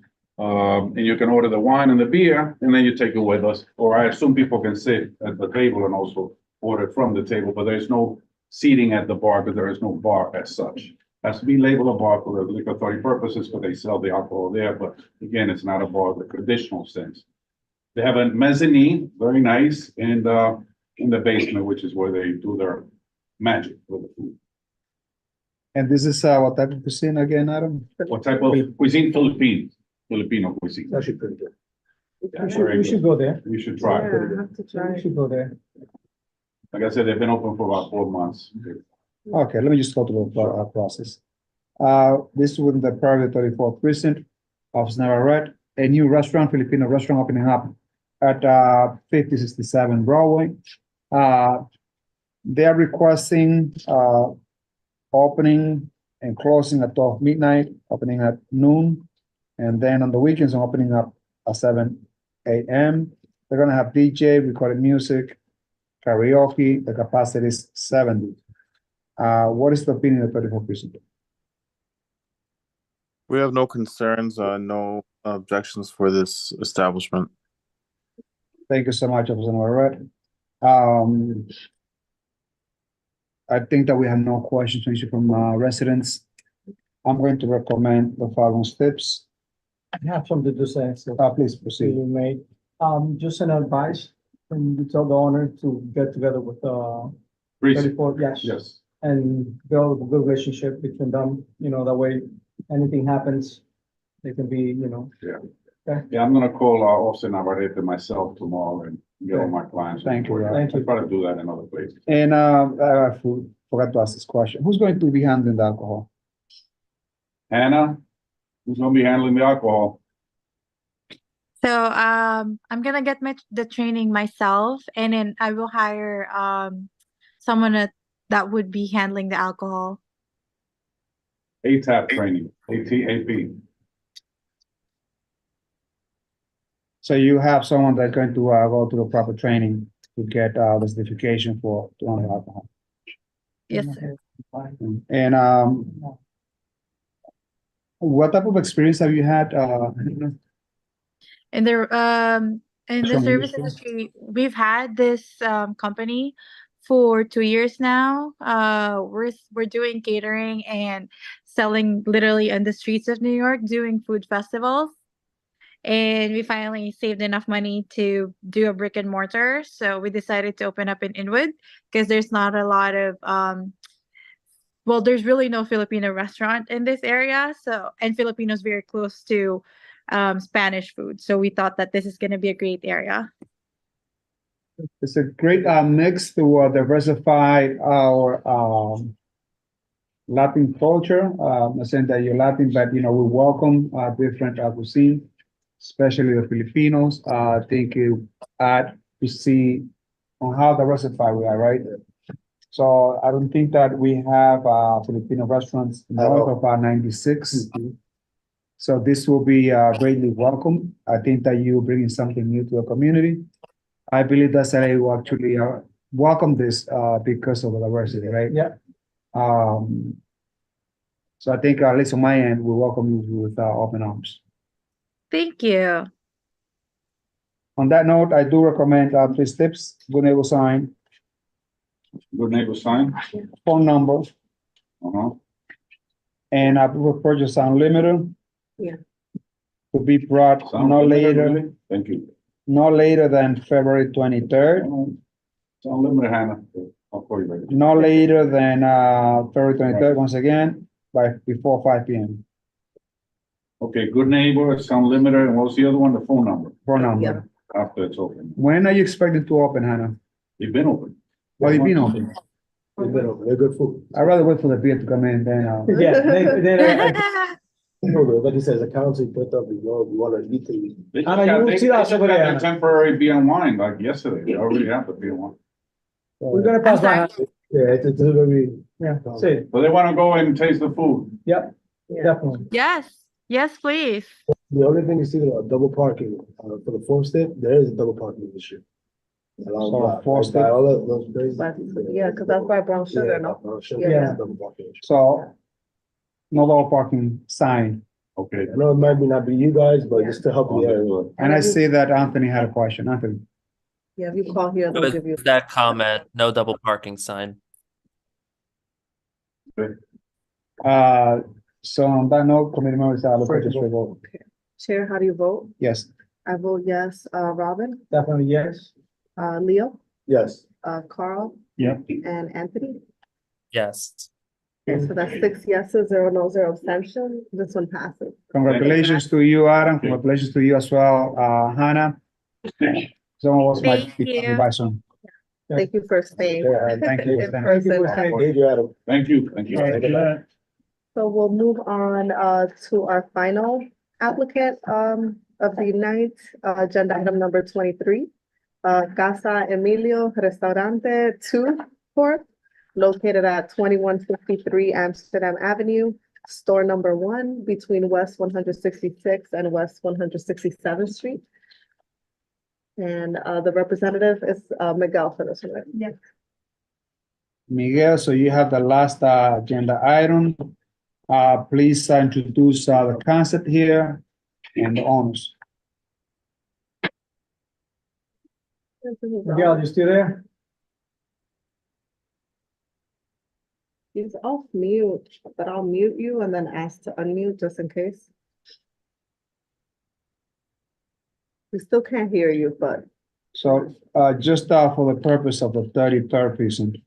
Can you hear me now? yeah, Yes. yeah. Miguel, so please introduce the concept here and the owners. Oh, I think he dropped off, but he's probably gonna come back. Let's wait, let's make him wait. Okay. So for the 33rd precinct, this is within your jurisdiction. The request here is for a new restaurant wine license. The applicant has submitted all the required. I'm back. They submitted a floor plan. They submitted a questionnaire. And the ask here is to close on a daily basis, 12 a.m. The capacity is 74. They're going to have 6 employees there. It seems like it's not a really large venue. They're not going to have any DJ, no karaoke. It will only be recorded music. And they say that a sound lane will be installed. Miguel, are you back? Yes, I'm here. So Miguel, please tell us the concept that is going to come and what benefit this is going to bring to the community. Well, this is a Spanish restaurant. The location has 4 tables only. It's a small premise. It has a steam table. There's gonna the proposed method of operation. It's pretty clear. Operation's gonna serve breakfast, lunch, and dinner. Gonna close at midnight. It's gonna have no entertainment.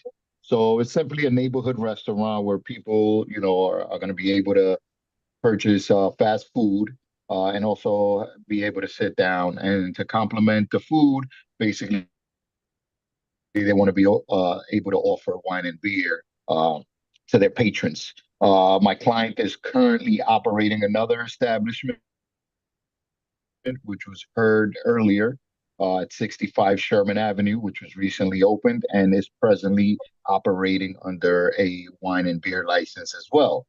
So please, the name, my client. Just tell us the names, who the owners are. It's just Emilio Gatica, who you have in front of you there. Yes. Okay, and how long have they, you said that they worked at another establishment, for how long?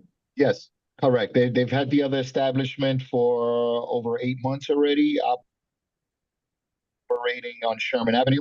This is his second establishment operating under the same name, just number 2. It's going to be the same method of operation. The only one, the one on Sherman Avenue is requesting a change of class, but this one is a wine and beer.